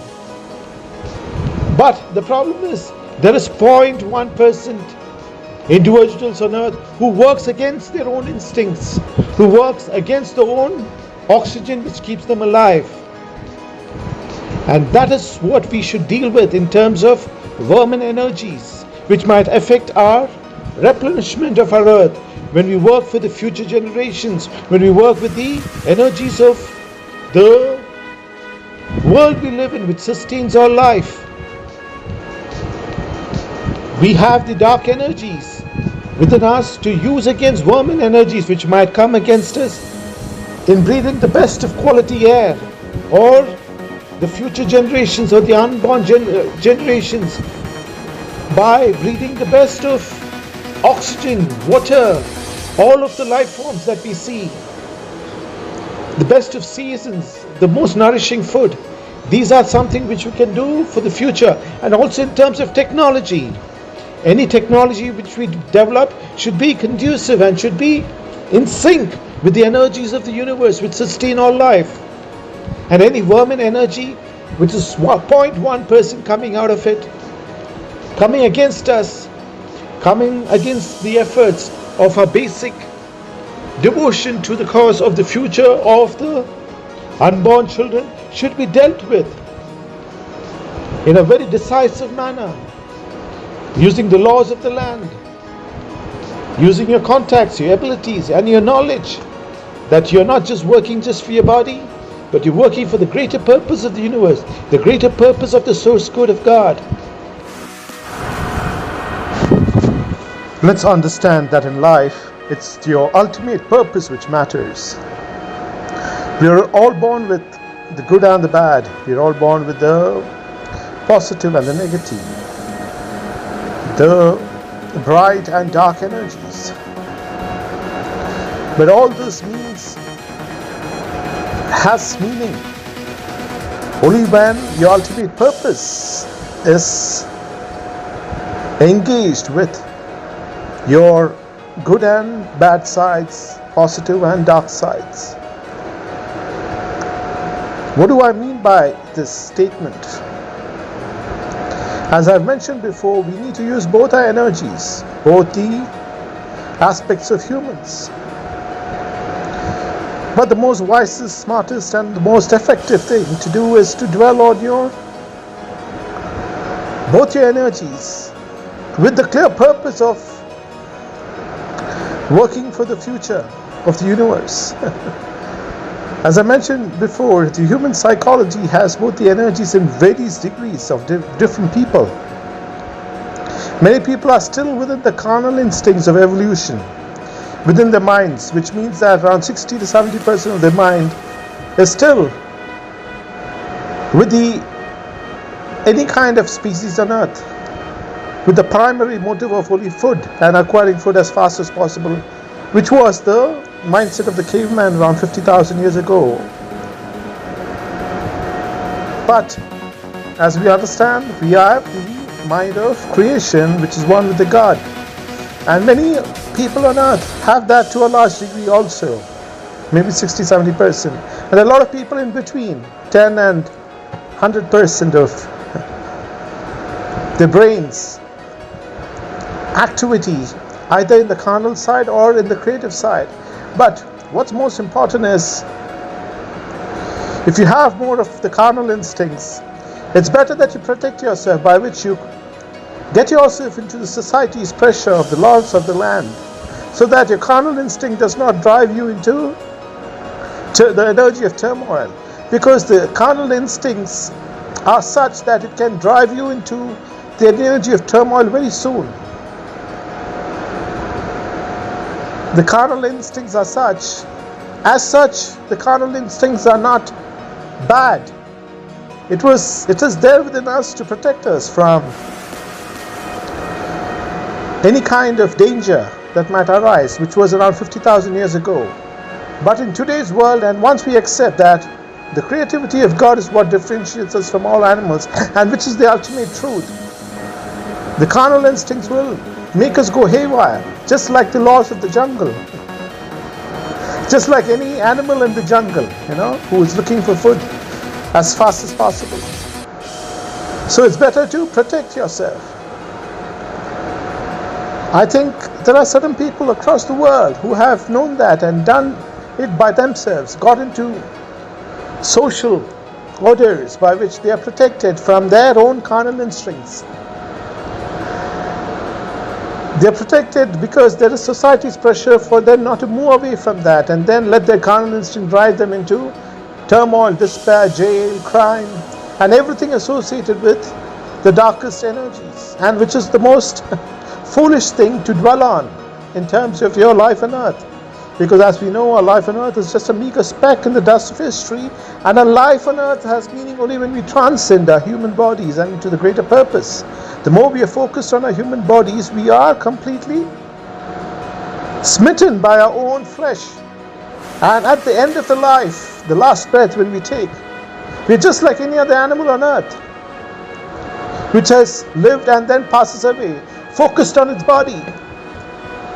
The only difference which the godly force has given us is the wisdom of the Almighty, by which we can get to the creative sources of the universe and let our bodies be a blessing in terms of the future of a universe, which is a part of the yesterday, today, and tomorrow. So when I say we are going to use our positive and dark energies, it means that anything in your positive side or anything more on your negative side, both the energies must be used for the betterment of the future. How do you use your dark energies for the betterment of future? Is to use your dark energies against vermin forces which might work against our planet, which works against the very air that we breathe, the oxygen that we drink, the lifestyle of our devotion to the greater cause of the universe. So such energies, as I mentioned, just like a mother's instinct to look after the children, 99% of the world are with the energies of the universe. There might be people who oppose climate change or activities related to protecting our planet, but at the heart of their heart, they do not oppose the cause of their children, the future of the children. They are opposing the style and ways by which people are adopting ways to protect the planet. But in the heart of heart, the primal instinct The instinct of a mother and a child is present in every human, which means that every human wants to protect the children into the future, the unborn children into the future, the planet into the future, because it's a part of our evolution. So that 1% or 0.1% of Earth which comes against the energies of life which sustains every being on Earth has to be countered. And that's how you use your dark energies to counter such forces, just like the strongest nations have the best of weapons. It's the dark energy which will be used when any kind of dark force crosses the line or comes into the territory. The dark energies of the weapons will be used. And some of the greatest nations on the earth will use the smartest of weapons to strike vermin energies which might affect them. And as we understand, 99% of the world is with the primal instinct in humans and among all living species to protect the future of their children. So let us use our positive energies with the energies of the universe to replenish our earth for the children in the future, for energies which sustain all life into the future, and also our dark energies to protect against vermin energies. That's how you use both your energies, both the good and bad, the bright and the dark, the positive and negative energy within humans, for the betterment of humanity into the future, the betterment of our earth, our lifestyle, our people, everything that we see around us, including the trees, the air that we breathe, the water, the seas, the rains, the seasons, the water that we drink, which nourishes your children as of now and our children into the future. 100 years from now, people will thank us because we have used both our energies. And it starts from the time a child is born. We are teaching children as soon as they are born and as soon as they start to learn. We also give them their knowledge that they work for the future of humanity, not just for their bodies alone. Because working for the bodies and living for the bodies alone is just like other living animal on the earth. And when that child lives, everyone has a time span in history. So when the child grows up, gets into adolescence and also into old age, and when it leads, when the person breathes the last breath, it will be all about himself or herself at the last breath. And just like any other animal, let's transcend that. Let's be into the wisest knowledge which you can have, the knowledge of moving away from your body and the cares of your flesh only, and working with the energies of the universe. You're blessed not just on earth, you're also blessed into eternity, into the yesterday, today and tomorrow. And it is not about being blessed. The moment you transcend your body with thankfulness for the smallest thing, with genuine thankfulness, that is the magic. Genuine thankfulness which starts from your heart, mind and soul will bring you into abundance, not just on earth. The moment you are thankful from your heart, mind and soul, you're getting into the universal energies of abundance. You're one with the universal energies. That is the magic. That is the difference. I can call it also a trick by which you can use for your self-improvement. But you cannot use it as a trick in the worldly sense. You should use it as a trick to yourself so that you can get into genuine thankfulness. The trick which you should play with yourself, not with the world, is to get into genuine thankfulness. Be thankful for the air that you're breathing, the oxygen that you're breathing very now, and every air that you've taken. Be thankful that that air, the oxygen, is powering every cell in your body. It is working with your soul, which is being energized by the universal energies. And once you start to be thankful with all of your cells, with your heart, mind and soul, you're already into abundance, not just in this world. You're one with the universal force. You're one with the creative energies, which brings in all kinds of goodness into your life. Happiness, wealth, health, wealth, and spiritual well-being. And what you desire out of your human bodies, as I mentioned before, is not what the spiritual realm is in store for you. You will be blessed. You might need an office space somewhere within your city. But the universal force will give you a better idea, and by which you will have one of the best farms with an office, with all of the facilities which you have in your office in your city, in a countryside, with the most beautiful life. one with nature. I'm just giving you examples of just how the universal energies will bless you along with the energies of the universe. So don't get your body's desires only as something which satisfies your soul, because your bodily desires which satisfies you is not conducive with the universal force, and it's just a temporary phenomenon of satisfaction which will die soon, and then you go for more wants, and then again you get into an energy of turmoil.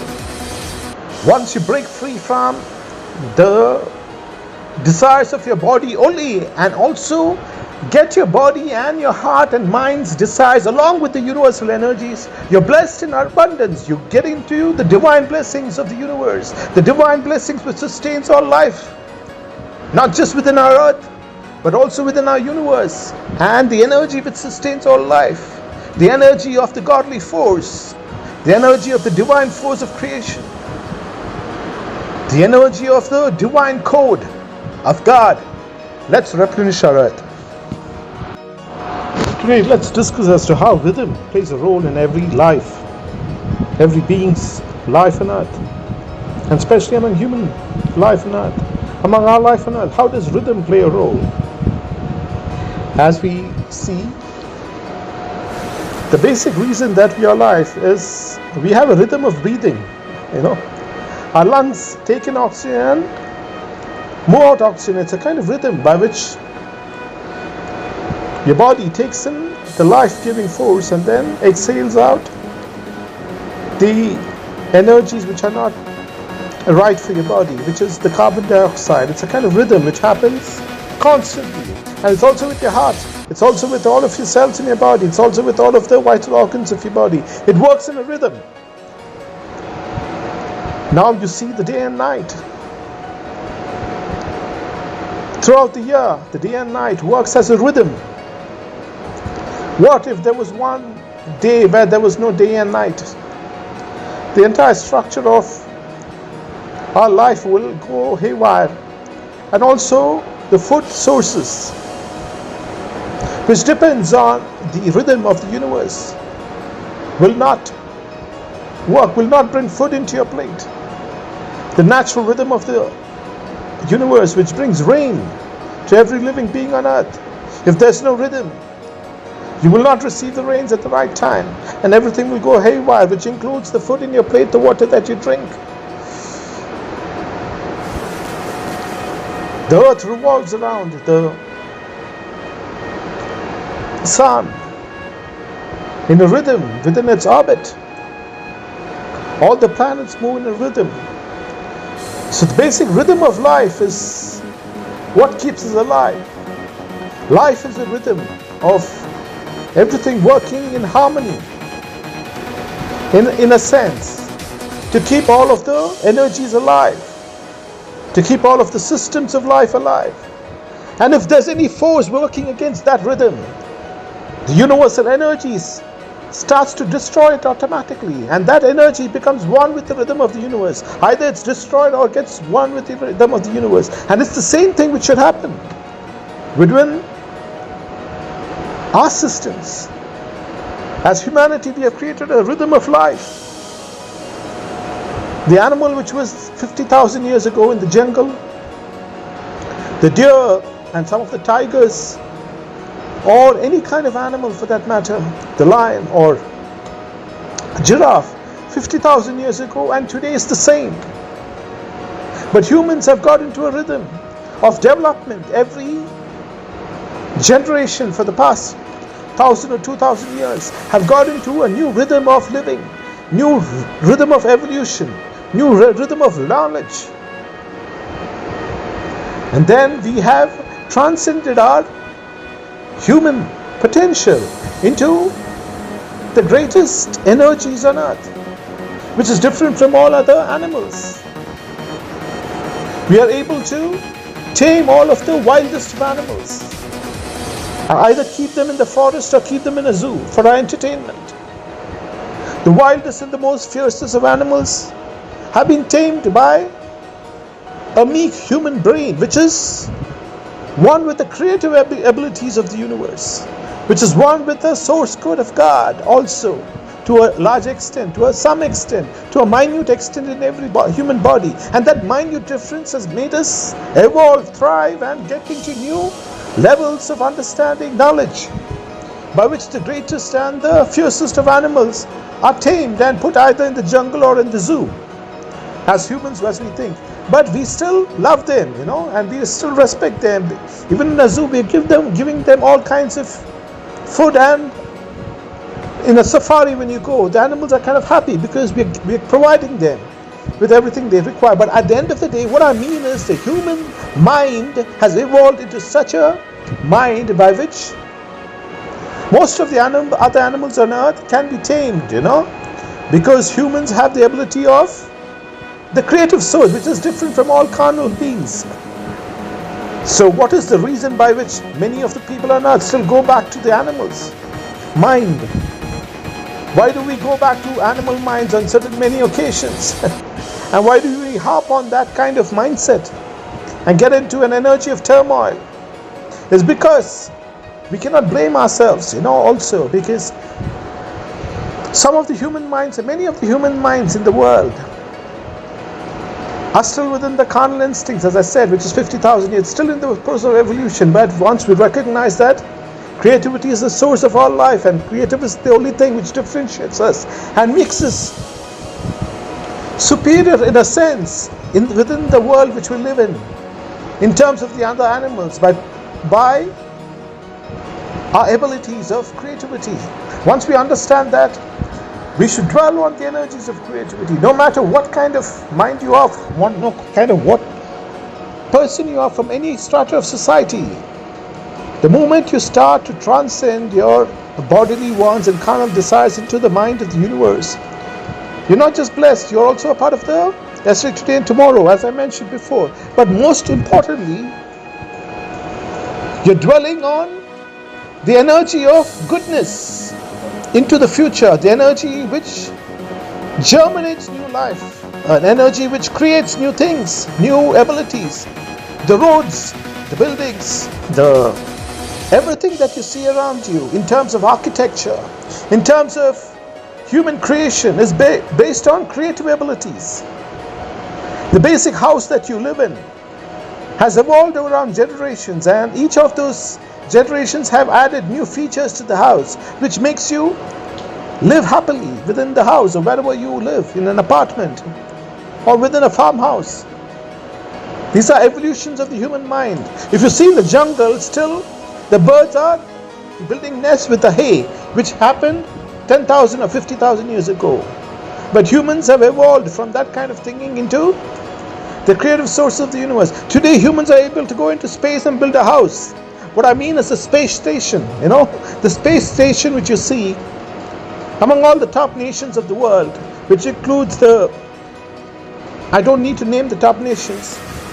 They have built space stations, and also some of the nations have been able to go into the moon, and some of them have gone to Mars.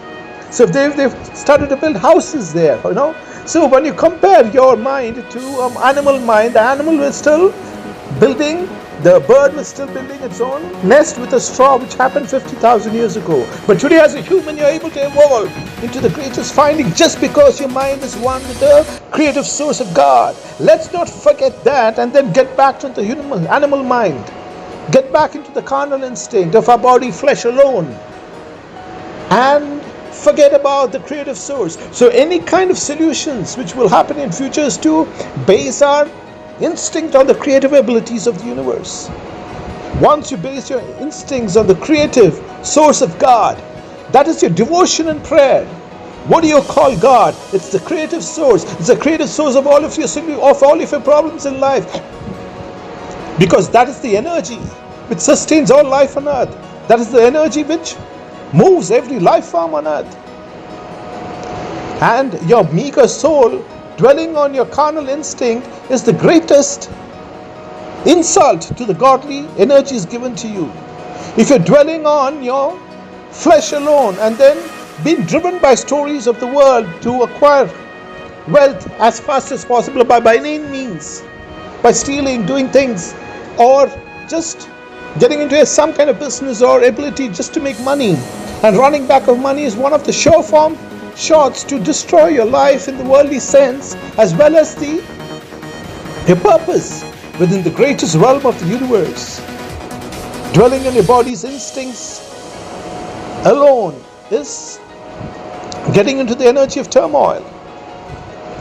Once you understand the creative energies are all that makes you what you are as a human, and transcend into the greater purpose of serving the future generations, the future of our earth, the future of our planet, the future of everything that we see around us, we are dwelling into the energy of the creative source of the universe. Let's replenish our earth. Today, let's dwell on the story of a cow. A cow was the smartest thing which happened to humans in terms of getting milk and all of the proteins required.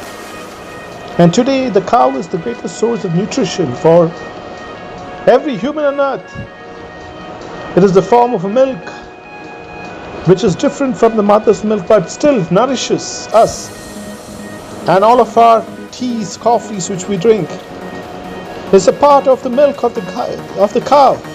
And the cow is a great source of inspiration in our lives. Let us not look into the cow as a food, but let's look into the aspect which gives the greatest of pleasures of all humans on earth.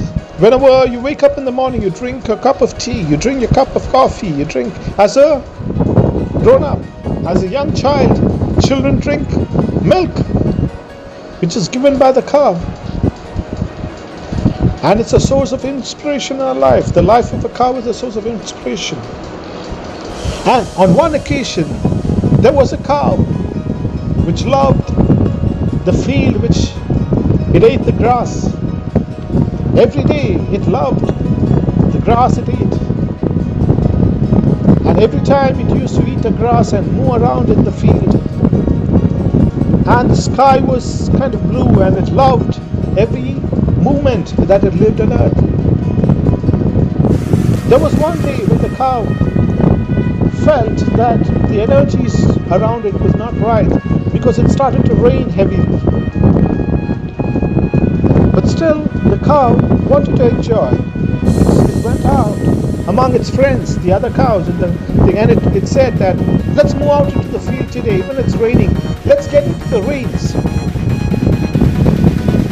All other cows, were hiding behind shelters, trying to avoid the rains. But this cow took the initiative to get out and then try to enjoy the rains. And once it got out into the rain, and it felt the water, it kind of irritated the cow for some time. But after some time, it started enjoying the rains. And no longer the environment was negative for the cow. The cow started to enjoy it along with its friends. And it was one of the greatest times of their lives. Because till then, the cow was trying to avoid the rain and waiting only for the right weather to have its good time. But once it's changed its perspective and also accepted that the rain also might be enjoyable, it took the initiative to take a chance to experience the rain. And when it did, it invited its friends and they enjoyed the rains. It was a kind of new experience, a new beginning. And every time, the next time the cow went out to the field, it didn't just wish for a good cloud and good sunlight. It also started to wish for rain, see it in its friends.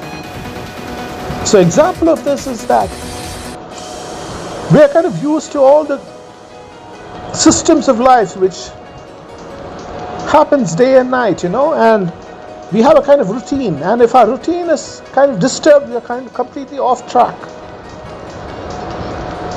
Start to enjoy the rains of your life. The rains of your life can be an opportunity by which you experience hardships to some extent, and you build your muscle in terms of your mental ability to withstand different energies which might come against you. You will treat a bandicoot as a bandicoot. You will treat a the best of living species as a living species. You will treat an angel in your life as an angel in your life, and you will start giving respect. You will put in place people who might be destructive towards you, which has the energy of a bandicoot. And you will recognize such people, and then you will keep a distance from them, and also you will secure the laws of your land to counter such vermin energies who might come against you like bandicoots. But you will start to also respect people who work with the energies of the earth, and they will be your associates.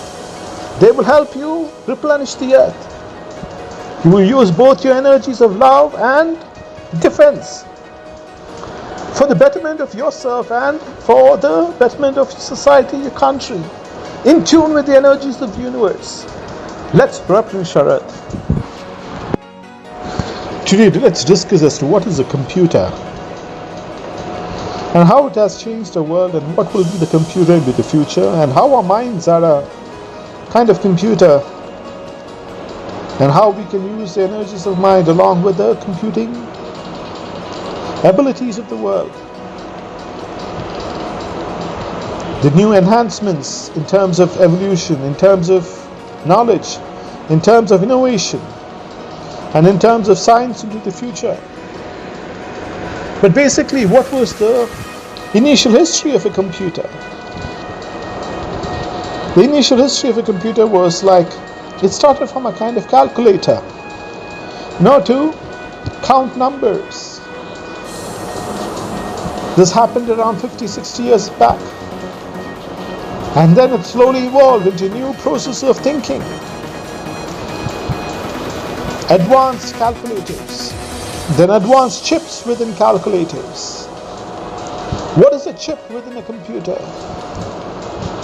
It is the brain, just like the human brain within the human brain. It is the brain within a computer. The chip, sources of information, sources all kinds of energies which emit from different sources within a computer. When I mean by energy, it is the wiring within the chip which enhances the value of the computer. Some of the first chips which was developed, which is the brain cell of a computer, was just like any other calculator. And the modern computer which we have within our hands, which includes the mobile, was equal to all of the computers. Nearly all, the whole of the computers, which was around 50 years back. It has the same power.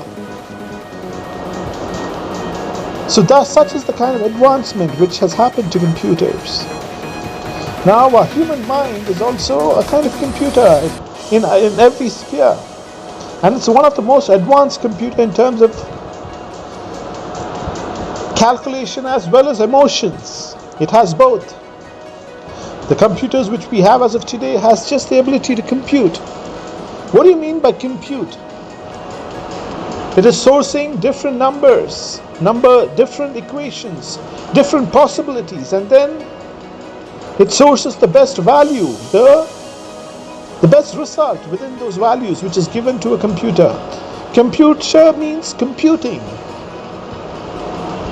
Now we have the supercomputers of the world, which control systems across our world. This control us the communications, which control the mobile towers, which move with the energies of our daily life. When you're speaking on your phone, it is in fact driven by computers. Your voice is driven by computers at different planes. Your voice is transmitted by different signals which is absorbed by computers and then transmitted in nanoseconds across the world. So you can speak from here to the greatest distance on earth. Now how does our computing abilities evolve into the future?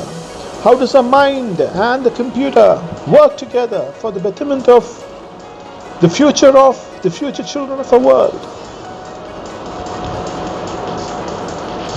For this, let's understand a story. There was a man who lived 50 years ahead of what we live today. So if you're living in the year of 2024, this man lived in 2094. Let's have that concept in mind. And during that time, which is into the future, humans had the ability by which the computer was within them. The computer which we see outside as a mobile phone is an extension of our body, if you like it or not. But into the future, this person had the ability to compute within his body. He had a chip. Just like the mobile phone which you have, which has all the ability, the mobile phone with much more enhanced ability was installed into his system, was installed into his human body, and then he was one with the computers. His mind, body and human evolution was one with the computers of the world. He was connected to all systems. He was connected to the chat GPTs as we see today, but into the most advanced forms. So he had all kinds of knowledge, any kind of knowledge which you want, he had with immediate ability. He could do it. But the only thing which stopped him from moving into greater possibilities of computing power was the laws of the land as of then, which prohibited him from getting access to more emotional control of the computer. So although he had all of the abilities of the computer and much more advanced abilities, he couldn't use it along with his emotion. His emotion was kept separate from the computing power. The reason why the government at that time, which was 2094, as per the story which we want to speak as of now, kept the emotion away from the computing power, was that crucial difference will make all of the difference, by which we turn into machines. We no longer are humans. So it's a very tipping balance scale in our evolution. The moment we hand over the emotions which might be within us in terms of the computing power to the computing source which is connected to all computers of the world, that's the time when we no longer will be humans. We will be a part of the machines which will run the earth. So the crucial difference for all governments of the future will be to keep the emotions of humans separate from the machine. There will be a time when the chips, just like in 2094, would be within the humans. The most advanced mobile phones will be within the skin of every human, within the flesh of every human. It might be within the brain or at any part of the body connected to the brain. So it will be connected to all computers of the world. The only crucial difference by which humans don't evolve into machines of the future, but keeps the emotions for themselves, is to keep the emotional abilities of the human within themselves.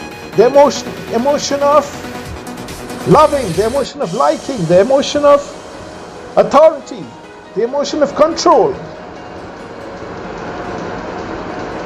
the emotion of doing things in terms of the future of humanity, not in terms of the future of the machines. That will be the crucial deciding factor into the future. The deciding factor whether we remain humans or machines into the future. Let's replenish our earth. There's an obvious question that if the greatest of computing abilities is within the skin of the humans into the future, as we talked about the story of the human of 2094, 50 years from today, how do you separate the emotion from the computer? Because it's within a human. The chip is already within a human, so how do you separate the human from the computer? The secret to it is to separate the computing power of a computer for whatever the computer does today in terms of information sourcing, getting you to places where you want to go, everything associated with the ability of the computer as of today, but in more advanced forms into the future. But separating it completely from the human emotion. The computers at any time into the future should not have access to emotions on any level. Once that access to emotions is given, as I mentioned, humans will no longer remain humans, because our computing abilities are very limited in terms of what the computer can do in terms of access to information and relating to all of the computers of the world. So once you keep the emotions away into the future from a computer, that's the only way by which you can remain a human into the future. Let's replenish our earth. Now let's discuss the same story 50 years into the future. That is 2094. The same human had the ability of a human by which it had all the emotions of a human, but still the human had all the abilities of the machine, the most advanced abilities of the mobile phone which we see today, and the most advanced abilities of the supercomputer by which the computer within, the phone within was connected to. Which means that the human of 2094 received all of the information of some of the most advanced supercomputers in the world today. It was able to compute million times more efficiently than a human today. 1,000,000 times more efficiently. I'm talking about 50 years into the future, because that is the magnitude of our advancement every year. We are advancing at enormous levels, and into 50 years from now, we will have millions of times of computing abilities than what we see today. So when such kind of abilities is there into the future, let's base our story on the human transcending a human form and into the machine, and into the knowledge of all the machines of the world. So the future children of the earth also would have the opportunity to turn their human bodies into computing humans, computer humans, or whatever you call it, robots as we see today, but robots with human flesh into the future, advanced humans with the most advanced robot abilities, and that kind of ability will have all kinds of implications, and just as humans evolved, there must be systems by which the laws of the land, the laws of governing computing abilities, the laws governing creative abilities must direct the energies of the universe along with the energies which is available to every human. Once they have the greatest of computing abilities within them. But the crucial difference will be to limit those energies, those systems of computing power, which is one with the flesh, into the future. The systems of knowledge should not be used for any kind of carnal desire into the future. Because if you're going to have such greatest advanced systems of knowledge, the greatest of supercomputers working for your carnal desires only, one person can do tremendous harm to the entire universe. So the laws and systems of the land should limit such abilities of humans to do things on a personal scale, but they should base the systems of computing and knowledge into the future to a more comprehensive level by which all of the computers within humans are connected with the source code of God, the source code which will help all humans evolve into better humans into the future. That might also mean that we limit our computing powers to the destructive powers of the universe, the energies of turmoil, but we limit the computing powers only into the constructive solutions of the universe, the energies of creativity. Otherwise, a mere group of people can do tremendous harm to the entire human race if that is the kind of ability given to every human. And that is just not possible for the survivability of the earth. It will also mean that human minds are conditioned by the laws of the land at that time to be only in terms of the creative source of the universe. The dark forces of the universe will be shunned. The dark energies of the universe will be totally negated, because enhancing any kind of dark energy with that kind of computer power will lead to the destruction of everything that we see on earth at that time, which would be 50 years from now. We cannot allow the greatest of computing powers to be used for the dark energies of the earth into the future. We should have laws and systems right beginning today by which we limit dark energies from using sources of computing power into the future, because that's the only way where humanity and advancement of the future, which turns humans with computing abilities into humanoids, if you call them ourselves, it's a phenomenon which is waiting to happen. You like it or not, because that's the way it will happen. 20, 30 years from now, 50 years from now, humans will turn into humanoids. The mobile phone which is outside your body will be within you. It will be connected to all kinds of systems. And the only way by which governments and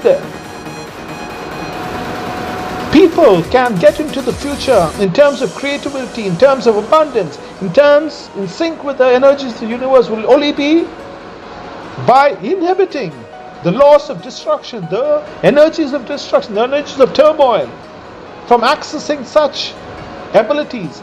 That means completely negating, cancelling out the negative energies through laws, through very clear systems by which the systems of computing cannot be used for the energies of turmoil, the energies of darkness, the energies of destruction in terms of human ability. So we should move from a mindset of turmoil within humans, which is with the carnal energies, which is 50,000 years ago, and into the greater future, which means that we are just going to dwell all of our computing abilities for the creative energies of the universe. And when we dwell all of the computing powers with the creative energies of the universe, we will get into greater levels of health, wealth, and spiritual prosperity. Now the computing powers on earth, be it whatever advanced forms, cannot compare with all of the systems working within our universe. There are so many energy fields within the universe. The planets move in its orbit. And there are millions of other universes within our solar system. So whatever abilities we derive as humans, it should be in sync with the energies of the universe. Otherwise we would lead ourselves into destruction at a very fast pace into the future. The only way where humans can survive, thrive, and evolve is to negate out any kind of dark energies into the future. Any kind of dark energies must not have the computing ability to advance. The more advanced a computing system is, the more it should be in tune with the energies of the universe which sustains our life, thereby leading to health, wealth, and spiritual prosperity into the future, 100 years from now, 1,000 years from now, and much more. Let's replenish our earth. Let's have a story today on some of the brightest people on earth whose minds were stored within computers. Today we have the ability to move minds into computers and then store the information, even though we do not have it in kind of totality as of today, we still have access to the mind by which we can store the information of the mind. And what every individual, I'm talking about the brightest individuals on earth, has learned over the lifetime into a supercomputer kind of machine, and stored that information. But we do not have that technology to transfer that information to another human. So that's the only difference. But into the future, we will have that ability by which we can transfer information of humans, which is limited by the span of life on earth in terms of the evolution of their bodies. And once you have the mind stored, you have the soul of that person also to some extent stored within the mind of a computer. The soul would have experienced and been one with the energies of the universe, but still the mind, which learned everything during its lifetime, is stored and then transferred into another individual. There can be situations into the future by which such technologies evolve, because it has already reached advanced levels as of today. So you can basically live in another individual with their mind, with your learning.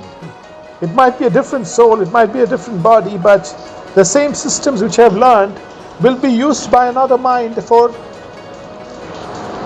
its evolution, for better decision making. And that mind will also learn whatever it learns on its human body. So, but what is the end game of all of our evolutions? We will have systems of medicine by which we can extend our life much more. Right as of today, we have the technology to access the initial genes of creation, of a womb, of an embryo. As soon as the embryo is born within the womb, takes life within the womb, there are cells within those embryos, which in turn has all of the time stamp of the individual into the future. Those are the basic cells which will determine the health of the individual in the future, into the next 50 years, 100 years. Those basic cells which starts to form life determines the disease, health conditions as of today, But today we have the technology to get into those basic cells, the genetic cells, and then check those cells if they have any kind of potential for disease in the future, and then change those cells so that the disease in the future does not evolve through gene therapy, So such kind of advanced medical abilities have already been established as of now. So humans into the future will fight many of the diseases which we have today, which includes very obese people, which includes people with diabetes, which includes people who are prone to heart problems, which also includes all kinds of diseases which might evolve as a human and which is already preconditioned within humans from the time of their birth. We will be able to negate it and make it into a better quality of lifestyle of humans into the future. I'm just giving you examples. Our road systems will evolve so that traffic moves in the fastest pace. We will have air travel in cars, which is obvious. As of now, we have car travel, just like a helicopter, a car can be used to move into the atmosphere and then take you to any place and then get back into the road. If there's going to be heavy traffic in some place as of today, just imagine you can just lift off and then go to another place and land. So that will be available to anyone into the future. You can travel from your place to great distances, maybe even 1,000 kilometers by your car. But the only problem would be to secure your car travel. There should be only places where cars can travel, because you're traveling within the thing, and there should be complete advanced systems of traffic management, which is managed by supercomputers, which controls the cars, just like how some of the greatest advanced cars as of now drives by itself. These cars would navigate by itself by supercomputers and reach from one destination to the other. And you can relax. You do not have to drive the car in the air. It is managed by the system. It will take off and then help you land where you want to be. But what is the end game of any kind of evolution in the future? The end game of any kind of evolution in the future is only by being in resonance with the creative forces of the universe. See, any kind of knowledge which you acquire, which can be used in the negative sense with the energies of turmoil, will destroy our earth into the future, will destroy everything that we see into the future. So the only option we have is to stop any kind of vermin energies from using these systems into the future of advanced human computing. Any kind of government procedures, laws, enactments should limit vermin energies from getting access to such technologies. Any kind of technology which is the most advanced in the future should only concentrate on the energies of the universe which sustain all life. Thereby we would use our advanced systems of knowledge for the betterment of humanity into the future, which would be 1,000 years from now.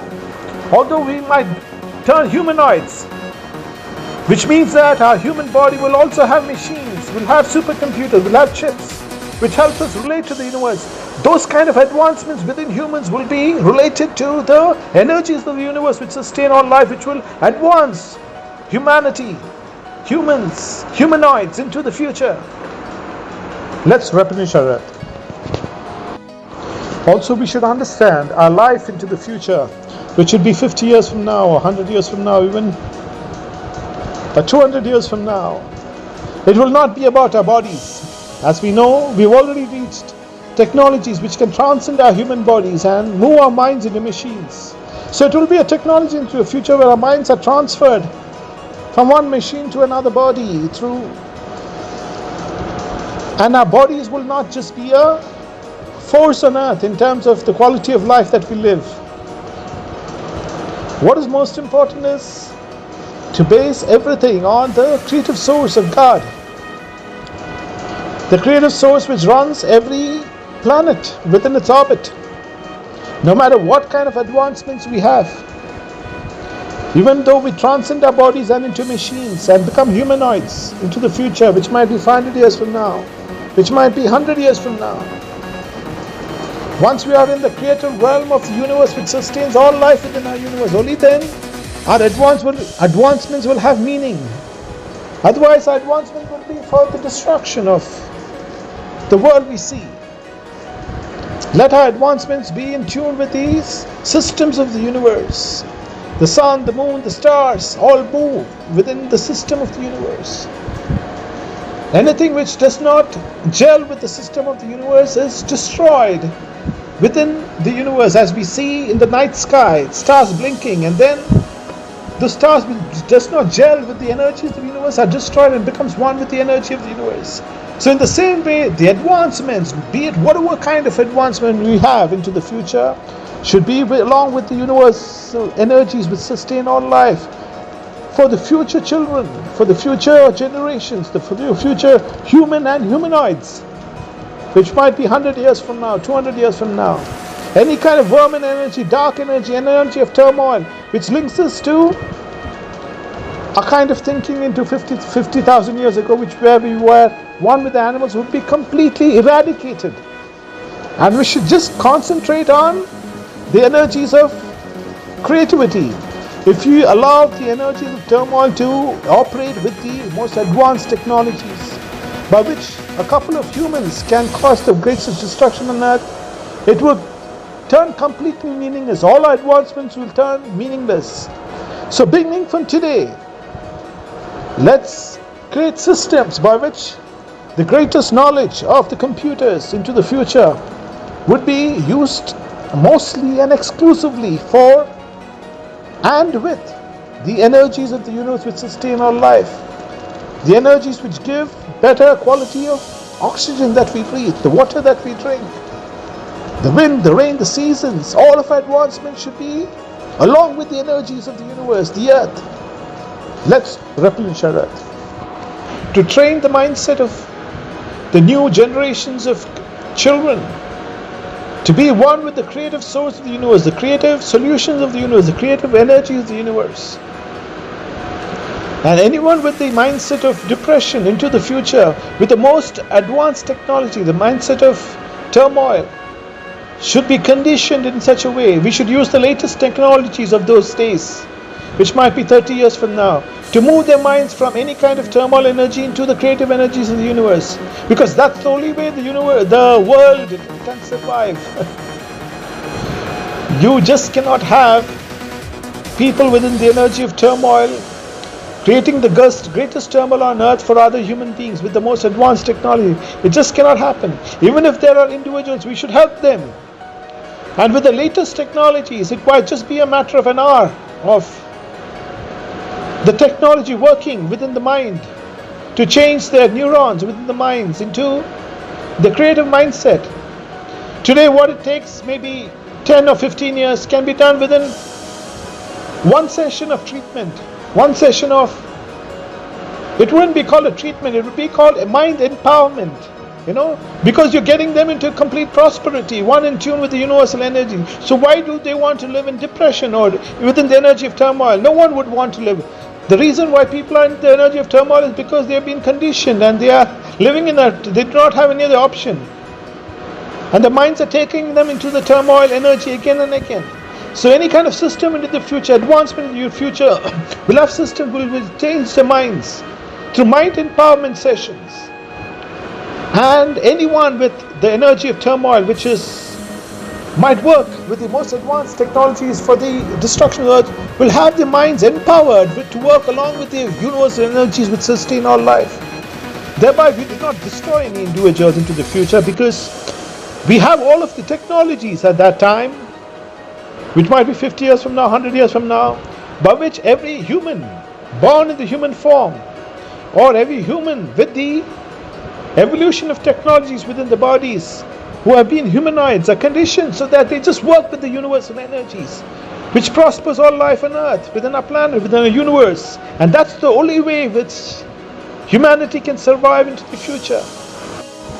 When I say you're doing something for the future generations, when I say that your life on earth should be a life for the future of your children and their unborn, and the future of our planet, it does not mean that you sacrifice anything.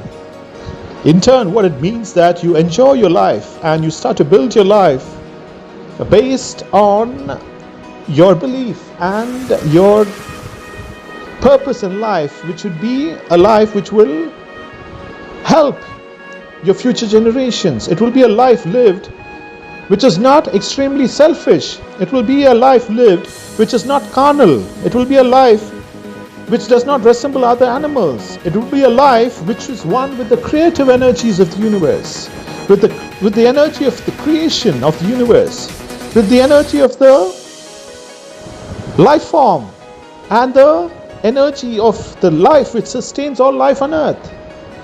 And you can enjoy that life in whatever field which you're in. Be it a student, you like what you study and you excel in what you study, keeping a focus on what you can contribute, not just for yourself, but for the future. As a student, once you have that mindset from a young age, it's not about yourself, but what you can contribute towards the society and the future. In the most healthiest of ways, you're going to be successful. If you're going to concentrate just on yourself, it is bound to be a failure in life.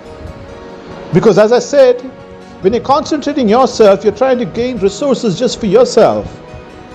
And it should be in the form of money. And once you make money as your master, money takes control of your life as a young student or whatever it is when you're growing up.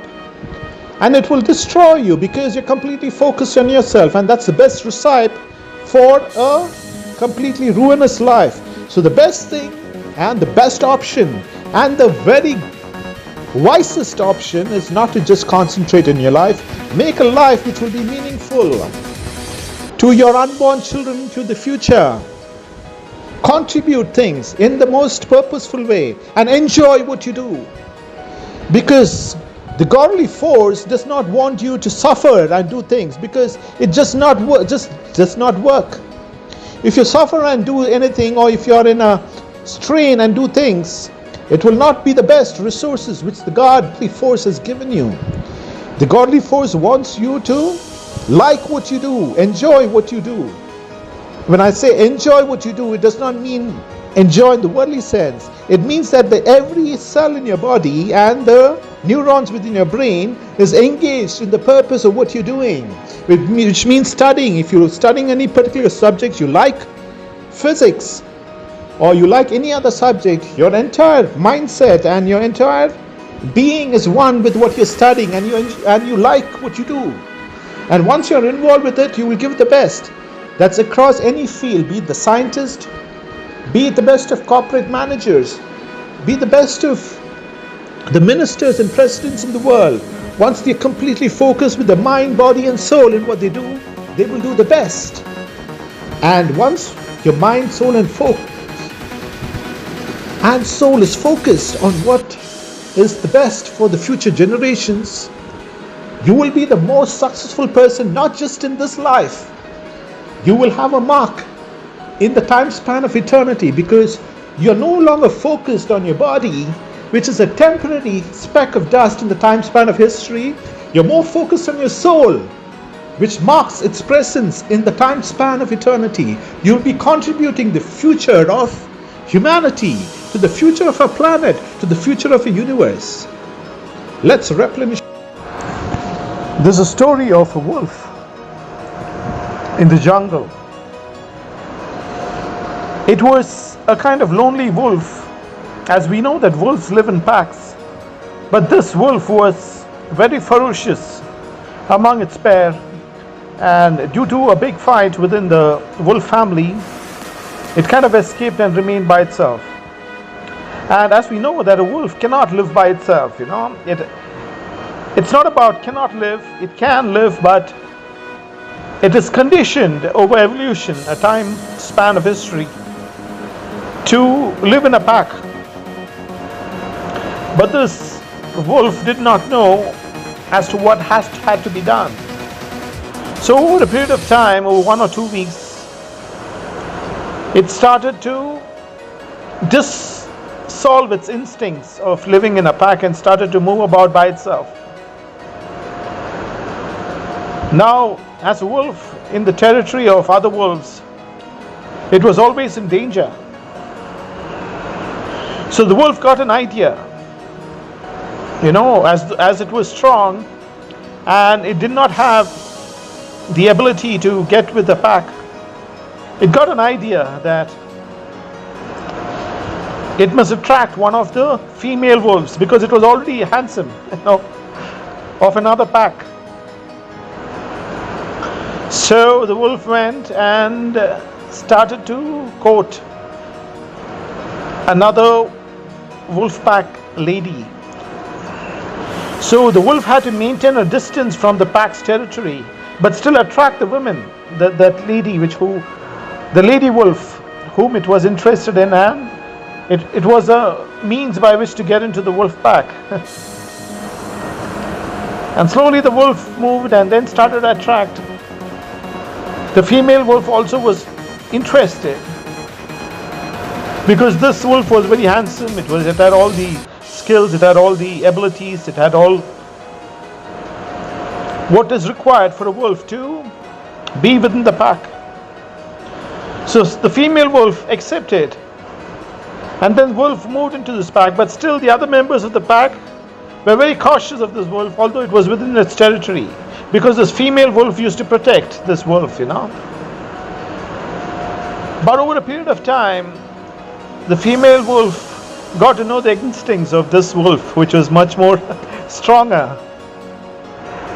It got to know the instincts of how this wolf would react in terms of the other members of the family or who it is. The female wolf also started distancing itself from this wolf. Although it was attractive, although it should do everything, it started to distance. And that's the time when the other wolves got together and planned to either kill this wolf or get it out of its territory. So what this wolf did was, it got to know that things are not appropriate at that wolf pack which it got into. Again it moved out of its pack. Then again it started to wander and find a territory where it could be, because the wolf is not programmed to be by itself. But what happened is, in its hunt, it fell into a gorge and it was completely injured. And during this time, it's the time when the other wolves in the pack kind of help the wolf. There was no other animals to help the wolf. Then a pack of lions, a herd of lions, or whatever you call it, a group of lions came across, and the male lion spotted this wolf lying down in the gorge. So without hesitation, it went down, caught its throat and finished it. Now the moral of the story is, everyone is conditioned to be what they are. If you're conditioned to, in evolution, to be within a pack, if you're going to leave that pack and go somewhere else, the evolution will catch up with you. It's your instinct. In terms of wolves, but humans have the ability of intellect, which helps us get out of the instinct of a wolf. The intellect and the wisdom given to humans can make humans evolve and get into the creative process. Now we have all kinds of gadgets in the modern age and all kinds of information which helps us get out of the carnal instincts which we are programmed with. Just like any other animal, we also want to get food as soon as possible, or in modern times we want to get money as fast as possible, so we will try and get into ways by which we make up schemes or steal or do anything to get money fast. As a carnal instinct, a natural instinct, it's an animal instinct. But the moment we realize that this is not what we are made for as humans, we are not a part of the animal family. In today's day and age, in evolution, we get to know that the creative energies bring us enormous abundance, not just because we are focused on our bodies, but we are into the greater purpose of the yesterday, today and tomorrow, the greater purpose of the future of our universe, the future of our children. And once we dwell on those energies, our lives are blessed enormously, on earth as well as into the future. As we mentioned, what we want through our body desires is not what we get once we move into the creative force. And once we are grateful, that is the first stepping stone to move into the greater realm of creative energies of the universe, the abundance of the universe, which will be ours. And whatever we want in terms of material possessions and anything in terms of human desires will be given manifold through the wisdom of the universe, not by our human desires, but by the wisdom of the universe, which is best for the future, which was best for the past, present and the future of the unborn children. This is the difference between your carnal desire and moving into the greater purpose of the universe. Let's replenish our earth. There was a very old man who lived around 500 years ago. The old man was a very seasoned individual who had a lot of experiences in his life. He had gone through all kinds of experiences in his life and was at the age of around 85 to 87 years. But the old man had the energy of a 60-year-old man, because he was very much conscious about what he ate and also was conscious about his health and how he lived. And during this time, the old man lived in a village, and this village was very close to the city of the time. So during his lifespan, he was to travel from his village to the city, and he lived in the king's palace when the king wanted him to be there. During his heydays, during the time when he was young and till the age of around 40,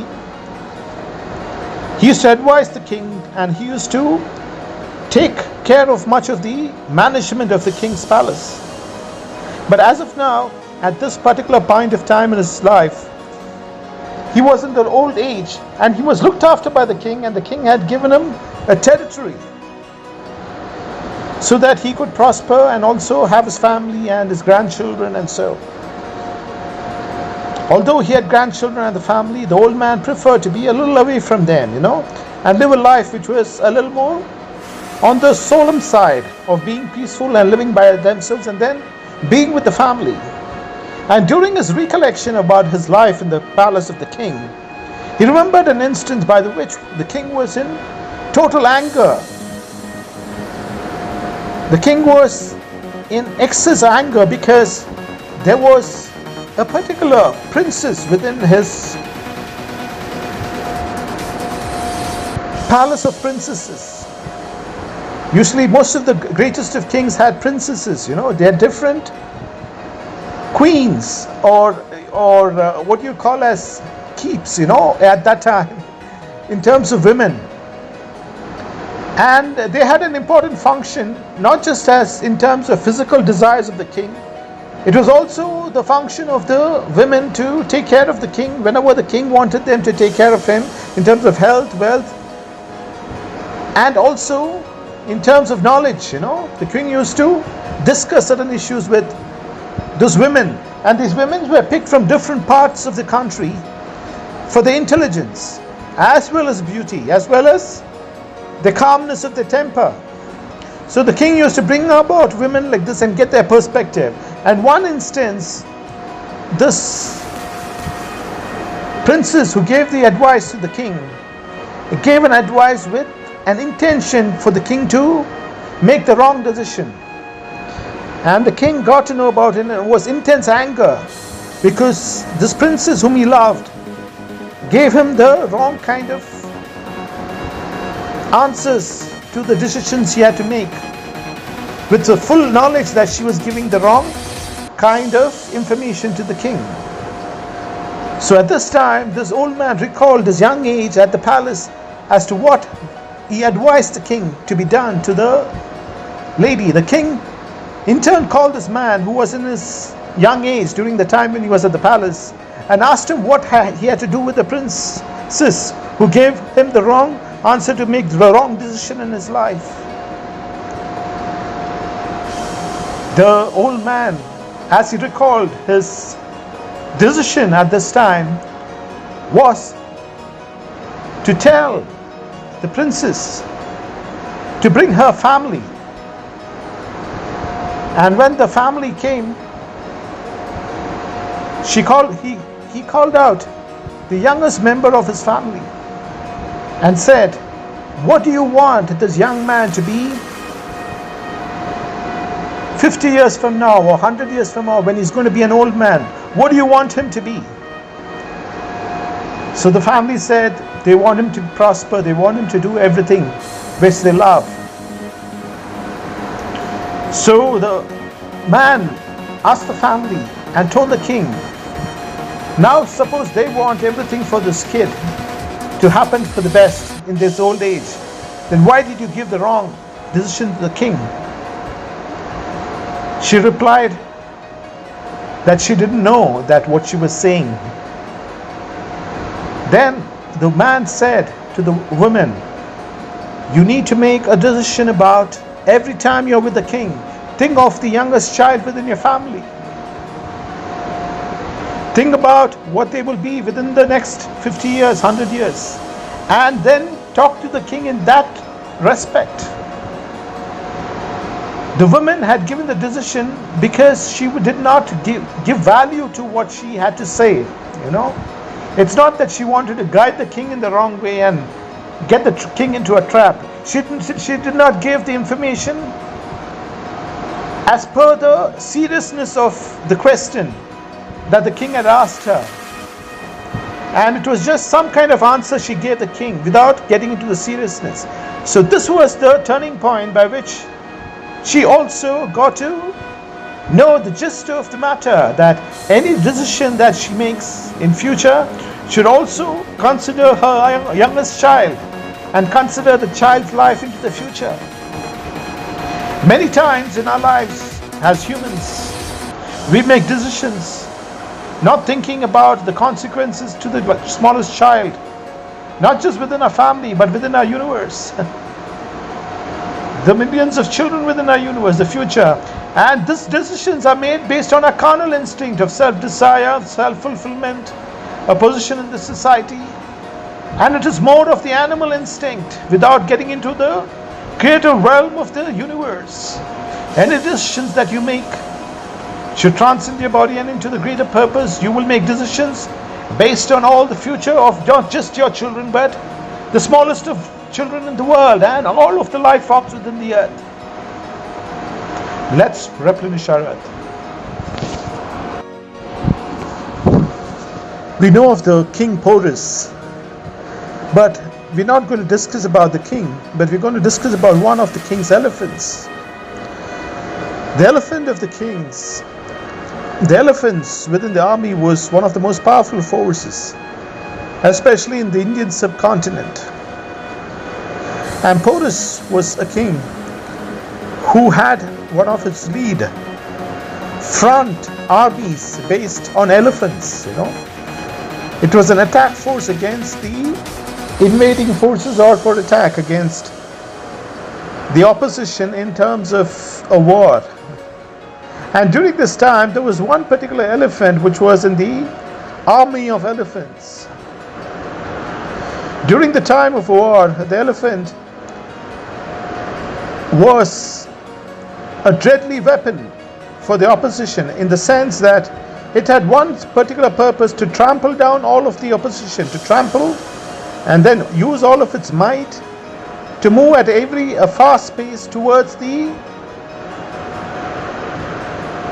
most important people within the opposition.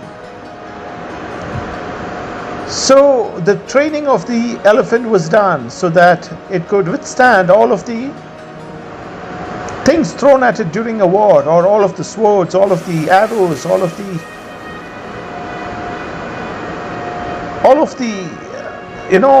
whatever is associated with the war, the missiles coming into the elephants, because the elephants were covered with a kind of covering which protected its skin to a large extent. But still there were certain parts of it exposed for its movement, because if you cover the whole body of the elephant with protection, it will not be able to move. And especially certain parts within the body was left uncovered so that the elephant can move within the space. So at one particular war, one of the greatest wars within India, we are just talking about the story of an elephant. The elephant the war started, and the elephant moved among the army of multitudes, lakhs of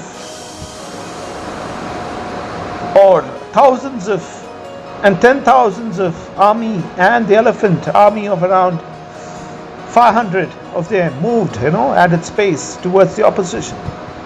And this particular elephant was running with all of its equipments, and also there was one person on the top who was leading the elephant, for the charge. His purpose was to sit on the elephant no matter how bad the situation was, but to guide the elephant towards the end. And it was obvious while during this elephant run into the army, the person leading the elephant will die, because they will target the person leading the elephant. So as the elephant was running, the person sitting on the top was killed, who was directing the elephant. So the elephant had no direction now, but it was trained to go to the end and try and target certain people or whoever it is, But the ultimate aim was to trample down the army as much as people as possible, and then go towards the opposition in full bloom. So the elephant also was fed with certain drugs, by which his mind was altered during the time of war. So once this drug was taken, the elephant would only just run, It would just run and it would just destroy the army. and the opposition army, it was trained that way. So there was a lot of arrows coming at it, and some of it injured the elephant because at the right spot, but much of it was avoided because the elephant was covered. But as the elephant ran and ran, it started to get arrows at certain parts of his bodies. But because of the drug and because of its training, it started to move, It moved, it trampled down a lot of people. It trampled down chariots. There were big spears thrown at it, but still it trampled down. It killed hundreds of people. At one point, that elephant was struck at the right place where it's called the most, important point of an elephant, which was just below its head. And during that time, it felt a lot of pain, but still it moved, But after a certain point of time, it had to fall off. It had to fall because it did not have the stamina, and also it did not have the purpose. But during the time of its run, it had killed hundreds of people and nearly 1,000. And that point of time, it felt really happy when it was going to die, because it had established its purpose of the war which it had fought. It was trained to kill as many people as possible during the time of war, during the time. And when it was dying, it was satisfied that it killed a lot of people, and it was also fed with a kind of drug which made it seem that when it's done its job and it's dying, it felt good. And the training was such that the more it kills, and if it is around 100 or 200 or 300 people within the army, once it does its job, it has fulfilled its purpose. Now the problem today is many of the things that we understand in terms of army and in our training, in our mission within our world, is to establish a purpose no matter what we do, So sometimes we take the kind of drugs which the world throws at us. I'm not talking about the real drugs, but the drugs which are thrown at us in the daily cares of life comes from the media, comes from the television, comes from the social media. These are the drugs which are thrown at us, which makes us move like an elephant, and trample down things which we do not have to do in the real sense of the word. But we are drugged in such a way that we do not have a kind of knowledge about ourselves, but we are trained to do that with the purpose of establishing a goal and then dying and feel good about it, That happens by which when we chase after material things with the carnal desires of humans, with the carnal desire of an animal to get the immediate food, to get immediate money as fast as possible. We create designs, we create situations, we create schemes, we work in places where we can get rewarded immediately just based on our carnal desires. And this happens because we are drugged just like an elephant. And then we establish a mission and then feel, although we have kind of died and we've been injured along the way because of all the kinds of nonsense which we have taken into our minds, we get injured. But at the time when we are going to pass away also, sometimes we feel that we have achieved something. But at the end of the day, you might have achieved something, but everything is lost in terms of your bodily desires only. If you're going to concentrate on the bodily desires only, it means that at the time of your last breath, everything will be about your body and how you lived in the tiny speck of dust. The elephant, during its mission, it had a greater mission. It had a greater mission of doing what it had to do in terms of what the army wanted, in terms of winning the war. So it did the part in winning the war for its team, for its king. So in the same way as humans, once we transcend our body and into the greater purpose of the universe, we no longer have to fight with other carnal beings, to get a share of things. Everything happens in the world, all kinds of fights, all kinds of conflicts erupts from the mindset of a scarcity. And when you are focused on your carnal desires, you will get into all kinds of earthly fights, problems, turmoil. And those fights will turn meaningless at the end of your life. And those conflicts will turn meaningless. You might have acquired something, but if it's revolving around your body, it will have no real purpose. The real purpose is when you transcend the cares of your flesh alone, but keep your body and mind with the eternity of time, with the greater purpose of the universe. The only difference is you're still using your body. You're still satisfying the desires of your body. You're still working towards the nourishment of your body. But the only difference is that you've gone into the greater purpose of the universe. You are not concentrating only on your body and then working your life around it. Once you've transcended into the greater purpose, you're also blessing your own body, and you do not have to fight. You do not get into conflicts of the world. You do not have to go into the scarcity mindset, thinking that everything is limited, and then you have to fight to get what you share. No. Once you begin to be thankful for the greatest and the smallest things in your life, the oxygen that you're breathing with genuine thankfulness, you are getting into the greater level of the abundance of the universe. And you do not ever ask. There's no more scarcity in your life. You're a part of the abundance. Your life on earth is blessed by the divine wisdom, not by the human wisdom. Everything that you wanted on earth will be given in much more fold and different degrees and different dimensions than what you thought is good. But what will be a kind of curse on your body if it is for your human good alone, or for your human flesh alone? Once you've transferred into the greater purpose of the universe is blessing you, your life on earth, and also it has meaning unto yesterday, today and tomorrow. You're part of the creative source of the universe. Let's replenish our earth.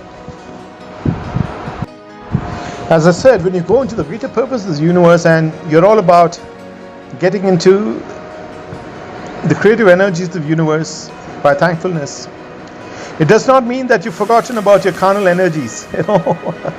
That is very much important. Your carnal energies and your dark energies very much important into the greater purpose. The only difference is that you've transcended your bodily desires in terms of just your body alone, but made your body a part of the solutions which you will create for tomorrow, for the generations of tomorrow, for the unborn children. But while you're doing that, when you're into that process of transitioning into the greater purpose of the universe, you will have carnal energies working against you. If we're not going to discuss that, we are living in a vacuum, And your dark side or carnal side, or what you call as the negative side in terms of being a human, the dark side also must be used at that time to negate any kind of vermin energy coming against you. You have a clear purpose, you have clear direction. Like some of the greatest nations on earth, they have clear vision, they have a clear mission statement, they have a clear idea of what the nation should be. And once that is your purpose in life, you have a clear vision, mission, and a purpose in your life, and you move into the greater purpose of the universe. If any carnal force is working against you, you'll use your dark force to negate the carnal force. You'll use the laws of your land to negate the carnal force. You'll use your contacts to negate the carnal force, to mitigate the carnal force in any way possible, because you cannot encourage a vermin energy coming against you which will destroy the future of the unborn children on the earth. As we mentioned, 99% of people on earth have the instinct of just how a mother and a baby reacts as soon as the baby is born. It's an instinct to protect the children of the future. So, but we need to protect ourselves from the 1% carnal or the extreme vermin energies, and your dark force is that which will protect you from the carnal energies. If you're all about goodness and getting into the creative source of the universe and then moving into the creative source of the universe with gratefulness and forgetting about the dark side, the vermin can affect you very much, and you will be an open path to a vermin. So do not negate your dark side. Use your dark side against the vermin energies who will destroy the future of our children, because that is the mission. It's a kind of mindset which is completely with the energy of turmoil. And we like it or not, our world is also having this kind of energy, which might be one person, but still it is very active because people are inactive about it. So everyone's dark side should be used. But the only difference is the dark side should be used to protect yourself from the vermin energies which affects your soul's journey into the future, your soul's journey into the creative source of the universe. And once you use your dark force for the betterment of humanity, as we see today, the police force is one of the examples of the energy of our world working against the vermin force in its inceptions. There might be some kind of exceptions in terms of which might not be right at some time, in terms of our interaction with the law enforcement. But the clear objective of law enforcement is help the future generations thrive into the future. The children of today thrive into the future. So it is one of the greatest examples. It's the same with the army of a country, The army of the country is to protect the borders of the country from any kind of evil designs of another country or nation or group of individuals. And the more stronger the army is, it is going to be a strong country. The stronger the weapons of a country is, it's going to be a strong country. So the country does not negate its dark force. It keeps its dark force in stockpile in the form of weapons. Sometimes the weapons might not be used, but still it is there to protect the country. In the same way, your dark force should be used to protect your journey into the creative source of the universe. To your journey into the creative purpose of the future children of the world. In any profession that you are in, be the doctor, an engineer, a judge, a surgeon, or any kind of strata of the society, the lowest kind of work which might do, the highest kind of work you might do. Any vermin energy which stops or tries to influence your work that you do in terms of not just your body but also for the future children of the world, that kind of energy which negates your genuine and straightforward and soulful work with the energies of the universe which sustain all life, if that energy is the vermin energy is going to affect it, it has to be countered with the dark force, or like the weapons in stock among the stronger nations. They have the smartest of weapons to be used against vermin energies. In the same way, you must use your smartest energies against dark forces trying to affect your mission into the future, mission to work for the future of the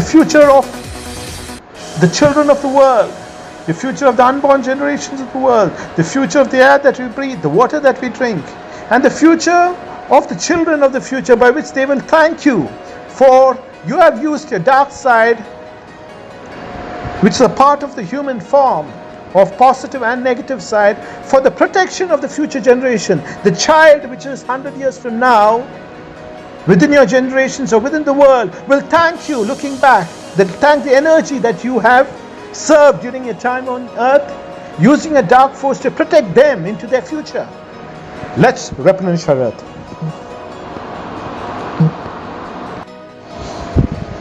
It's very important for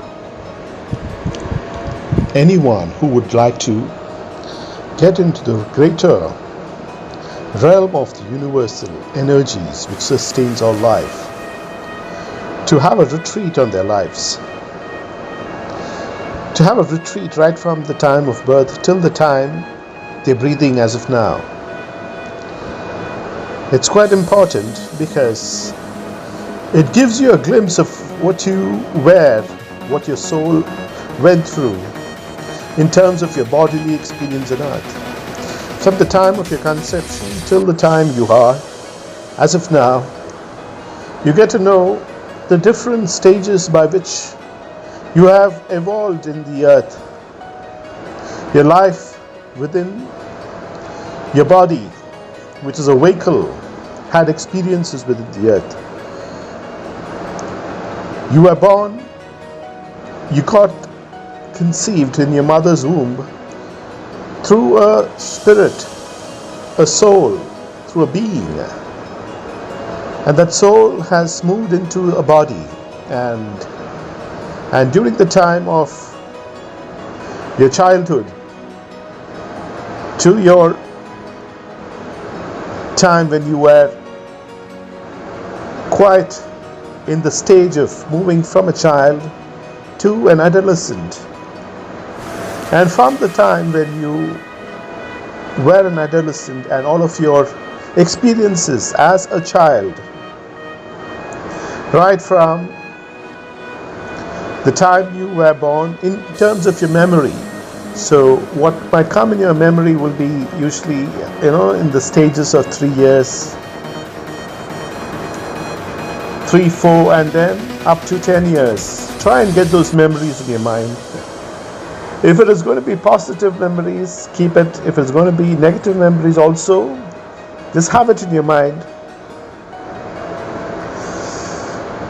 And your adolescent stage, what happened, which means that your movement from your child stage into the adulthood, the starting stage of it, which is usually in the age of 10 to 12 years, by which you start to move into the adolescent age.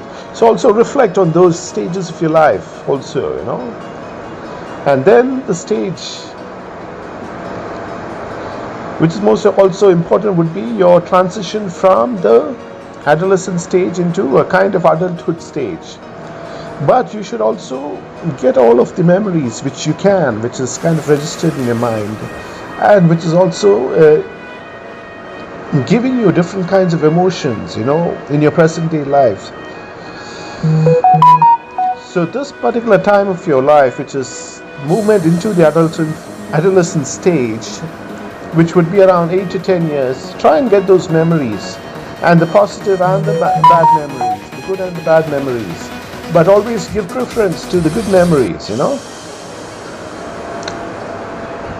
And the experiences which you went through in your stage by which you were transferring from the adolescent stage into the adulthood stage, which usually is at the age of 18, 19, 20, and then 21, So these are times which were very important in your life. So get those stages also in your life, And then your adulthood stage, which is around 21, the early adulthood, into the later stage of adulthood, which would be 21 to 29, 30 years. And then your matured stage of adulthood, which would be around 31 to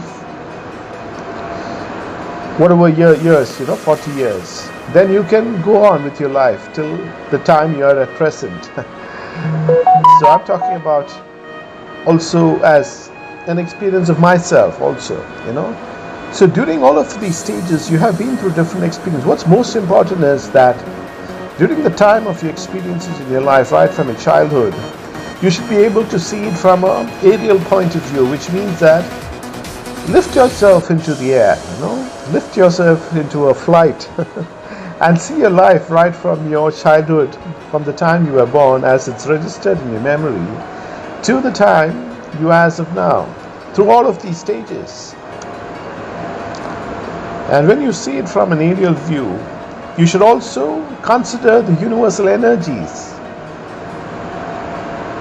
So why I tell you to do this is, if you have lived your life in sync in some way or form, even without the knowledge of the universal energies, your life would be much different from what it is now.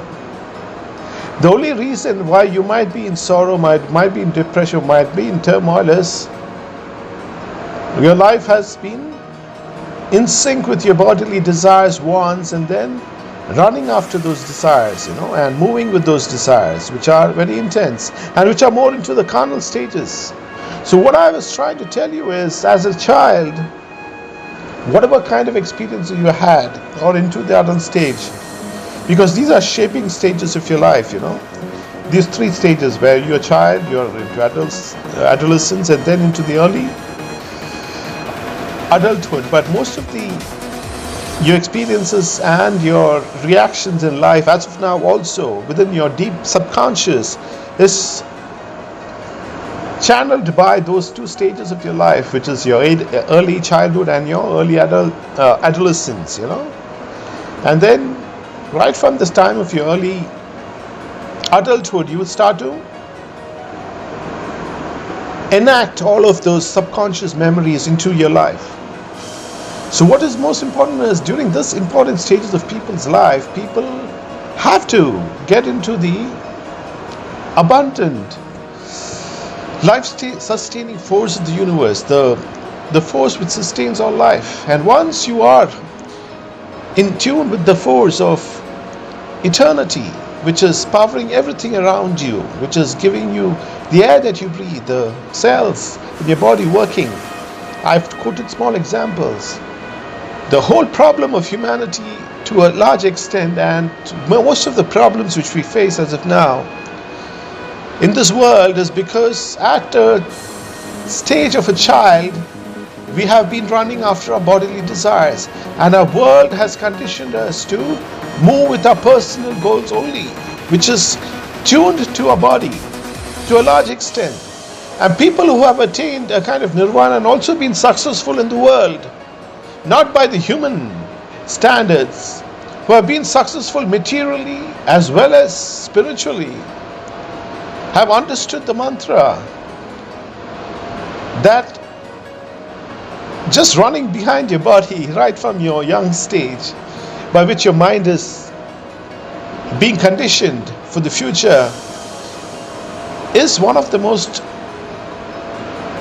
depriving ways of living a life. It is one of the most depriving ways of living a life, just like any other animal, because we have conditioned our minds at a very early age to respond to our external stimuli, to the basic instinct or the carnal instinct within us, and we have given preference much more to the carnal instinct than the creative instinct. I'm talking about the knowledge given by the world and everything that you've absorbed into your life and into your subconscious through the different medium of information. So the greatest mantra at any stage of your life, be it a child or adolescence or into adulthood or any kind of stage which you are in, is to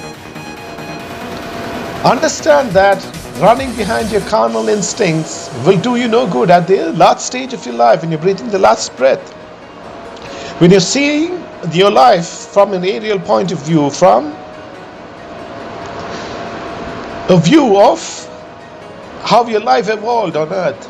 And the reason why you are in what stage you are is because of your desires of your body alone, which was given to you through different informations that you received and has become a part of you. I'm just talking about anyone in the world, be it the richest person or be it anyone in the strata of the society, even the lowest strata of society or in the middle. Everything about you is conditioned on what you have received and what you have perceived and what you have started to live. And that information is that you had to live for your body and to pursue the desires of your body alone, and all of the things and items and all of the pleasures associated with your body alone. But the crucial difference, the greatest mantra is to understand that your body is just like any other animal. It's a speck of dust in the time span of history when it's lived and gone. But the meaning to your life on earth, as well as your life into the future and the life of your soul and your relationship with eternity, is based on your attitude towards the future. And when you move from your thinking for your body alone and into the greater purpose of the universe, your body is also in sync with the universal force. Your body and your life on earth is also being blessed because your mind and your soul is also working with the future of the universe, the future of the unborn, the future of the unborn children. And when you do that, you are getting into the greater purpose of the universal source God of God. Let's replenish our earth, being thankful for what you have now in terms of your material wealth is not really thankfulness, It is an affirmation that you have done something, in terms of your bodily wants. So what is true thankfulness? In the term of thankfulness as we have coined it, thankfulness is a gratitude. And gratitude is not just the use of the words. Gratitude is acceptance that you have received something for yourself, your body, your life, your soul, which enhances your experience in this world. And once you understand what you've received is what powers you, what enhances you, what gives meaning to your life, and what is powering your soul as of now, or what you have received in terms of your purpose on earth. And once you start to experience a sense of gratitude in genuinity, that is real thankfulness. But the word of thankfulness has reached a stage by which people just say thank you, thanking you, or whatever it is, just for the sake of meaning it. And sometimes it's used as a form of sarcastic expression also, So what's most important as of now is to get back into the true meaning of thankfulness, because that is the only mantra. I'm going to tell you, that is the only thing you should do in your life. Just concentrate your life around thankfulness and you will get everything that you want within the earth. It will not be according to your bodily desires. Just concentrate and move around the word thankfulness in genuinity. That's the only thing you should do in your life. The moment you start to be thankful, you'll find in genuinity with your heart, mind and soul. Again, I'm going to tell you, it's going to be very difficult initially.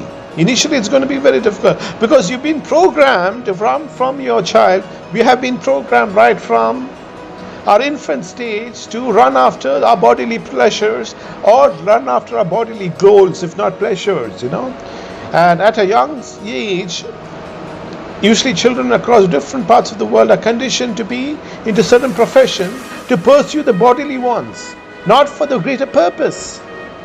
So it will be very difficult for you initially to get into the stage of thankfulness, all of it, and you might express it in words in your prayer, but it will not reflect with the universal energies. See, the universal energies reflect only when you genuinely mean what you say. It's when you genuinely mean with every cell of your body, with your soul. And that reflects with the universal energy which sustain all life. No kind of deceptions can work with the universal energies. You cannot deceive the force which has given you life. You cannot deceive the force which has sustained millions of years of evolution. You cannot deceive the force which will be the future of a universe for eternity. It is the absolute intelligence. So one of the purposes of your life would be to just revolve around in the area of thankfulness, and then your life will start to have meaning. And that thankfulness starts with being grateful for the air that you breathe, the oxygen that powers your soul. And that can be the form of the first form of meditation, to be thankful in genuinity. And take time off, 30 minutes during the day, in the morning, afternoon and night, and focus on the area of thankfulness in your life, which is the oxygen that you breathe. Feel it powering every cell in your body, related to the environment that you're living in, related to the energy systems within your soul, which is powering every cell in your body. And be genuinely grateful for the universal force for giving you life as of now, because your life is working in sync with your soul and with the universal energies. And once that thankfulness gets down to the very core of your soul, you no longer need what you want for your human body, but the universal energies provide you everything for your human body. It is not about your need. The universal energies is one in sync with your soul. That is the crucial difference. And thereby, whatever you have been doing in terms of your profession, you will leap forward into the future. You will not just be concentrating on your meager life on earth and the speck of dust which you will be living over your time span of life on earth, and which will turn meaningless during your last breath because it revolved all around about you. But you will leap into the greater future of the universe, and every profession that you're doing, be it the smallest profession to the highest profession in the world, will turn the most meaningful and in sync with the time span of history. See, the time span of eternity does not distinguish between what is your profession in this world in your dust of life on earth. It recognizes your contribution to the future. It recognizes your contribution to the yesterday, today, and the future, which means that you're living a life with the energies which will help future generations, the unborn children into the future.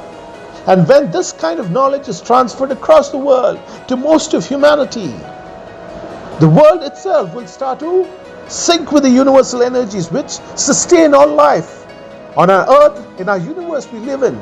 Let's replenish our earth. Just take examples of different professions and some of the most important people who excel in those professions. So let's take an example of a doctor as of now and a surgeon who has advanced into being a surgeon. See, when you're living in this world and when you have some kind of influence in this world which you can help people with, you're also a surgeon to some extent, You're also a doctor to some extent. If you are helping people, if you're giving people direction, along with your life. Because the purpose of your life should be to not move just for the instincts of your body, just like any other animal as I mentioned, but be with the universal energies. But during this time, when you are moving with the universal energies, you find that your fellow men might not be moving with the universal energy. They're still running with the carnal desires of their bodies. When they have the source to the greatest of life on earth, which can be to be one with the universal abundance of creativity, with the universal abundance of the force which sustains all life, they're still running behind the cares of their flesh. And during this time, it's your way to advise them and also give them the direction of their life in your own way, in your own profession.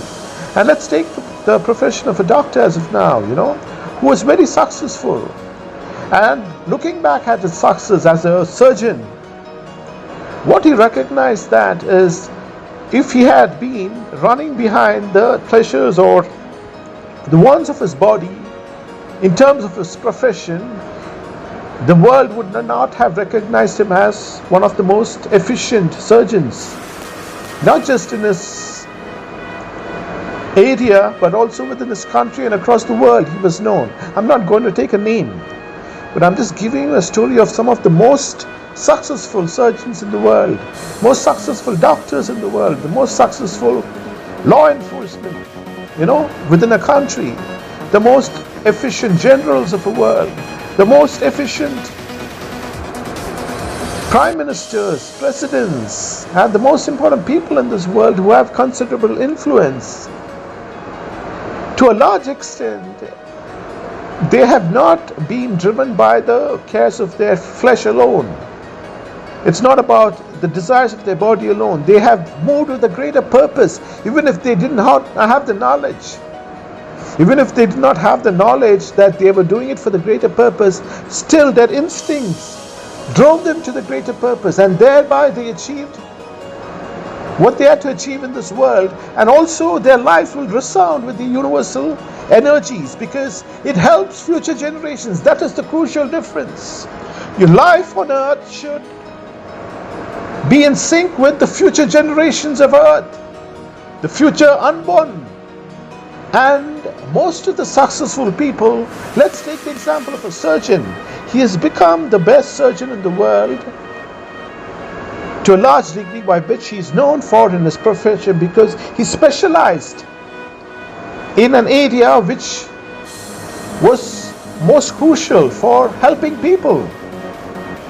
within his area to begin with, within his district, within state, once people started to recognize that he was not doing it exclusively for his own desire of the carnal desire of a human, or for the exclusive purpose of gaining importance for himself, but he dedicated his profession as a means to serve humanity and into the greater purpose of future generations in turn. That was the crucial difference which made him successful and being recognized, and then evolving and being more successful and being one of the best surgeons in the world. It will be the same case even within the law enforcement, or even a judge, or even any kind of politician to start with. The moment you transition just from your bodily want and into the greater purpose of the universe to serve the unborn generations in the future, your life on earth starts to turn. So let's start to have that knowledge.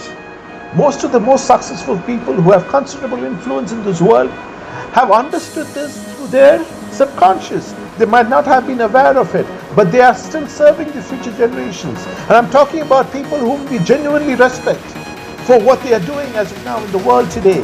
They have moved away from their bodily cares and they are into the greater purpose of the universe, serving future generations. And the more knowledge they have that what they're doing is in the right scale, even though criticisms might be thrown at them or us, once they have the mindset to work for the unborn generations into the future, they are working in sync with the energies of the universe, and their lives are being blessed by the energies of the universe. No matter what kind of nonsense has been thrown by any kind of individuals or people organized working against the force which sustains our life, it will remain a truth into eternity. So that is the secret of the surgeon who was one of the most successful surgeons in the world. It will be the same case with someone starting off within the law enforcement. As a child, you want to do something in terms of good for the society. You want to be with the energies of the universe. So as you grow up, you get into professions and get into fields of studies which is in tune with the law enforcement. And then you advance in your level of study to the greatest field of study in law enforcement which you have taken. You advance to the highest scale or in whatever scale, but your end objective is to serve humanity, is to serve the purpose of the greater purpose than just about yourself. And when that dedication is absolute, you're recognized also by the people, because truth is always recognized. No matter over time, people recognize that you have done some real contribution, not just about yourself, but for the future of humanity, for the future of the unborn generations. It is also with a lawyer who is dedicated to do the right cause, not by just deceiving, but moving with the universal energies. And the same lawyer is kind of promoted to a judge. I'm giving you an example. And also as being a judge, he is one of the best judges, moving with the universal forces which sustain all life. And in meditation with the universal forces, he gives judgments. He is recognized for the quality of his judgment. The universal force is also with them. And the same judge can also reach the highest positions within the country, provided they're with the universal force and with the force which sustains all life on earth. It can be within the political field, it can be in any field, even the lowest strata of society to the highest strata of society. It does not matter. The universal force does not see what your profession is at the end of the day. Because our lives on earth is a meager speck of dust in the time span of history, and a contribution to the unborn generations, and in sync with the energies of the universe which sustain all life, means everything in our life as of now and into the future. Once we live a life according to the universal energies which sustain our life, we have meaning in the yesterday, today, and tomorrow of the universe. Let's replenish our earth. As I speak, I must say that I get a lot of revelations, and as I mentioned before, I'm not a saint. I'm not someone who is extremely spiritual in the sense of the word. I'm not someone who is divine, but I'm just like anyone on this planet, but with certain wisdom which is given by the universal force through a sense of meditation, in my own way. So that is something which needs to be done. But what's most important is, I know, and through meditation, that there's a purpose in my life to give the right kind of messages. That is most important, And as I mentioned before, during our life, there will be different kinds of stages by which you go off track, just like a tightrope walker, but it's very important to get back. And then walk your path on earth and give the right kind of information, the purpose for which you are within your body, within your soul, the purpose by which you are living on earth, why your soul is within your body, is to establish the greater purpose. And my greater purpose is to give the information from the universal source, the universal source code of God, the universal life form of all creation, the faith of all religions, which respects the universal force of creation. And when I speak, sometimes I do not know the information which is revealed, but it is revealed when I speak. This is not something which I think about when I give information, It is revealed to me while I speak. So that is the most crucial part. And this is something which must be used for the future of humanity, for the future of the unborn generation, in sync with the forces of the universe which sustain all life, with the creation of God, with the source code of all life on earth, the source code of creation. Let's replenish our earth.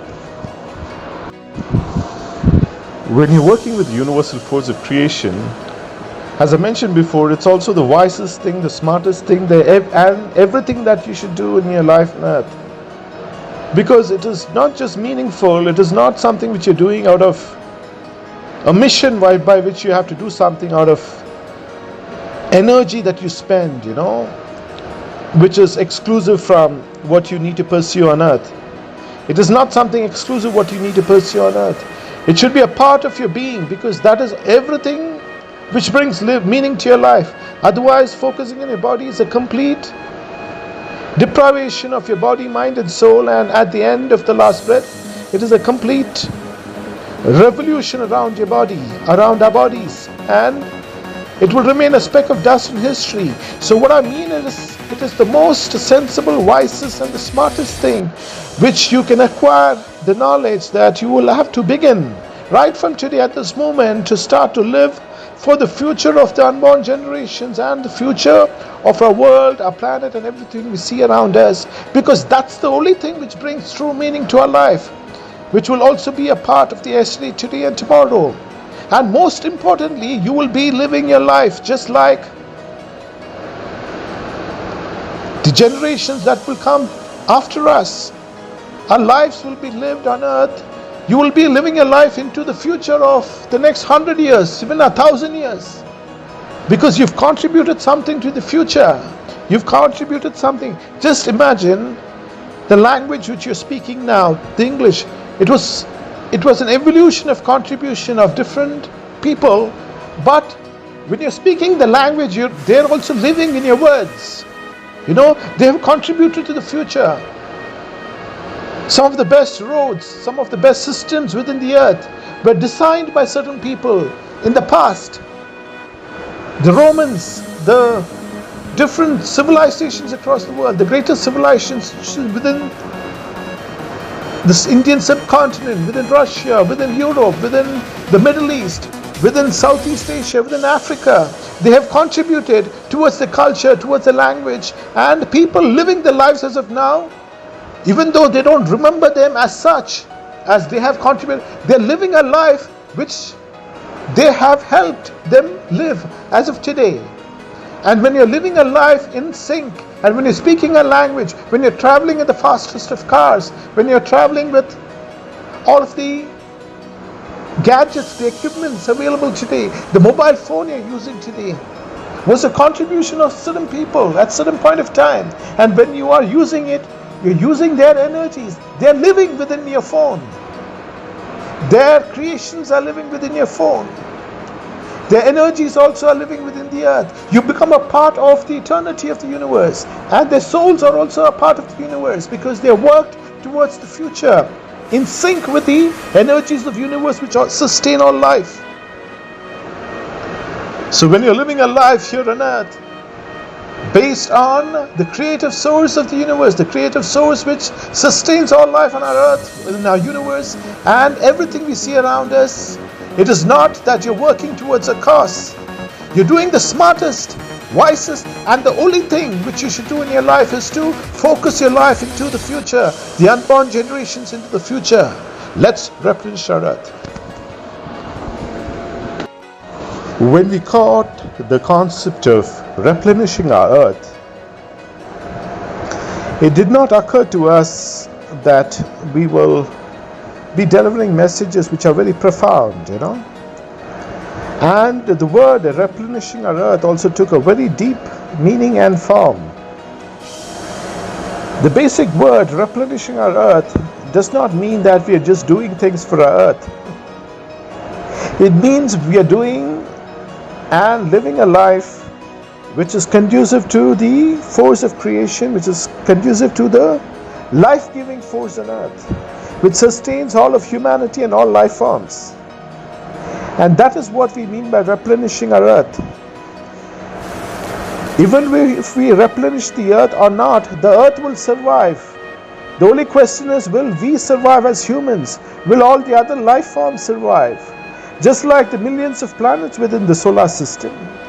The earth will have its own temperature. The earth will have its own energy fields. The earth will survive on its own. But replenishing our earth is all about humanity surviving, humanity thriving. All life forms which sustain humanity and all life forms which thrives with the energies of the universal force thrives, evolves and prospers into the future in sync with the energies of creation, the divine source code of God. Let's replenish our earth. Today business is associated on a smaller scale with doing things for your body. Trying to make money as soon as possible or get into some kind of business where you can earn money and maintain yourself, your family, or whatever it is. But that is one of the most foolish ways and one of the most carnal ways, by which your attitude in today's world dates back to 50,000 years ago. Just like any other animals, who would want to survive just for food. Business is not business if you're devoting it about yourself. If you're getting into any kind of venture, any kind of business, you should go through the real meaning of the word business. What is the real meaning of the word business? We have reduced the term business into something by which you try to profit. Business is ultimately related to profit. And what is profit? Profit is trying to profit for your body, for the bodily wants, and for the meager life on earth for a time span. The real meaning of the word business is when two parties involved in a transaction,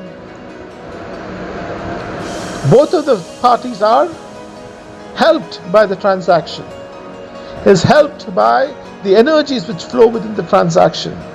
And that is what is business when it was coined.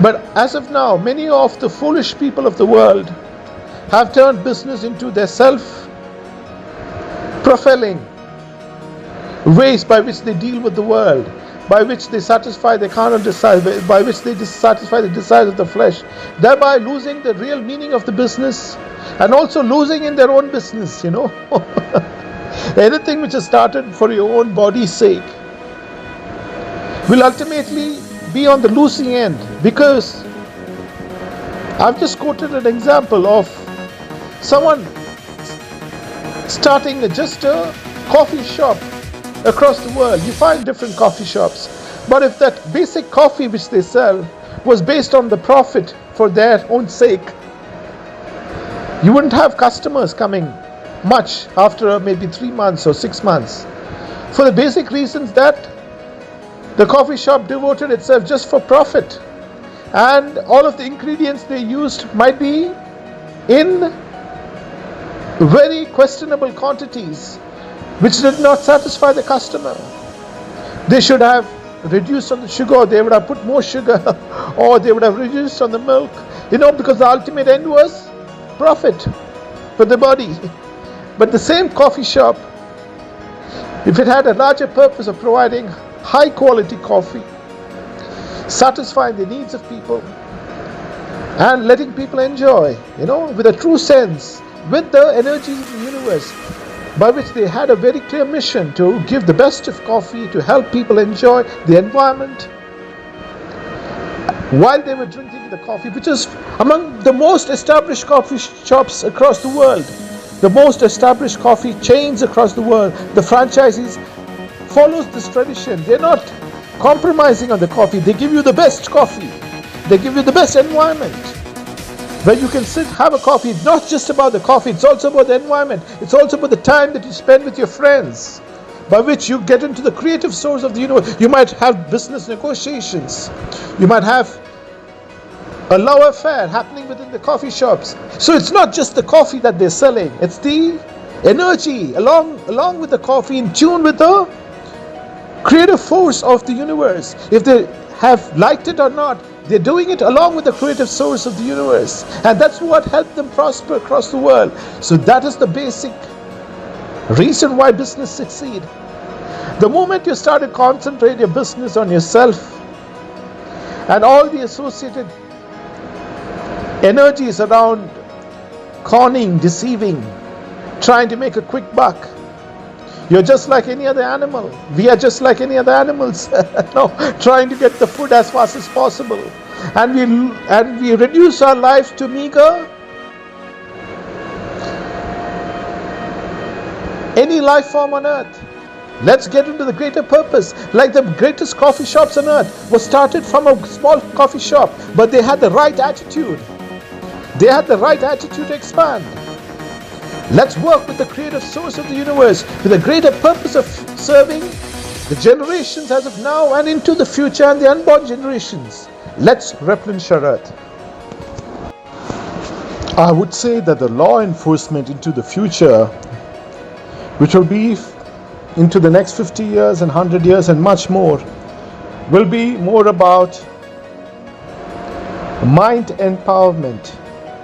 Be it the biggest of criminals or the smallest of burglars, it all starts from the wrong point of view within their subconscious. They're within the energy of their own bodies and kind of destroying their own souls and bodies in the earth with the wrong kind of knowledge, which makes them either steal, burglary, or any kind of advanced field in crime, which include mafias, because the knowledge which they have received is about self-fulfilling the desires of the body, and they go along with it. You cannot blame them, and they shine in their field to some extent, but ultimately everything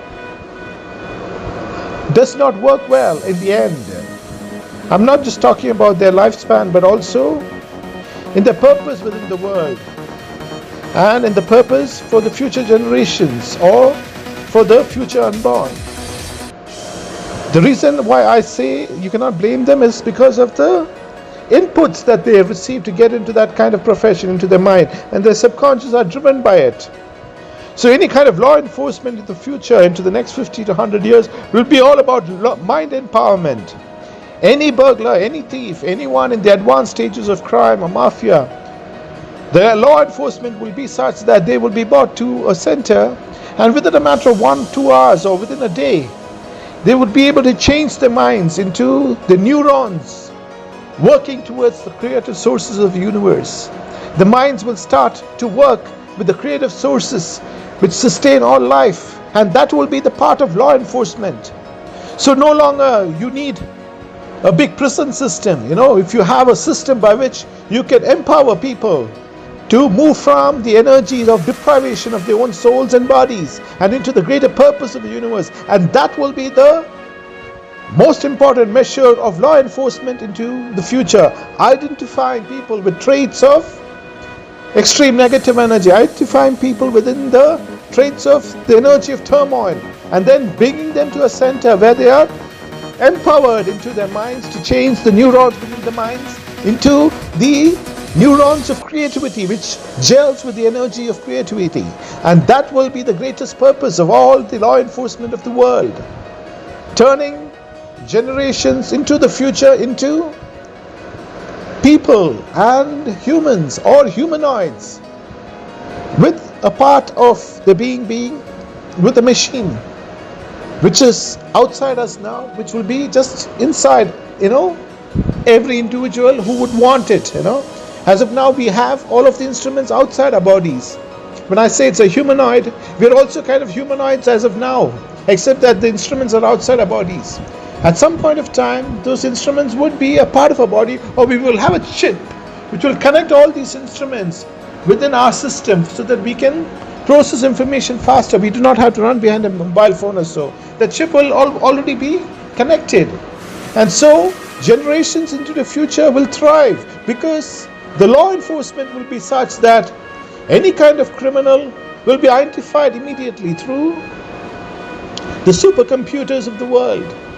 Criminal mind, what I mean, a mind which is in sync with the turmoil of the universe. And that mind will be bought and connected either through the chip and be one with the creative source of the universe, because that's the way the universe functions. You see, as I mentioned, stars or even comets which do not gel with the force of the universe ultimately are kind of destroyed within and brought in sync with the energies of the universe.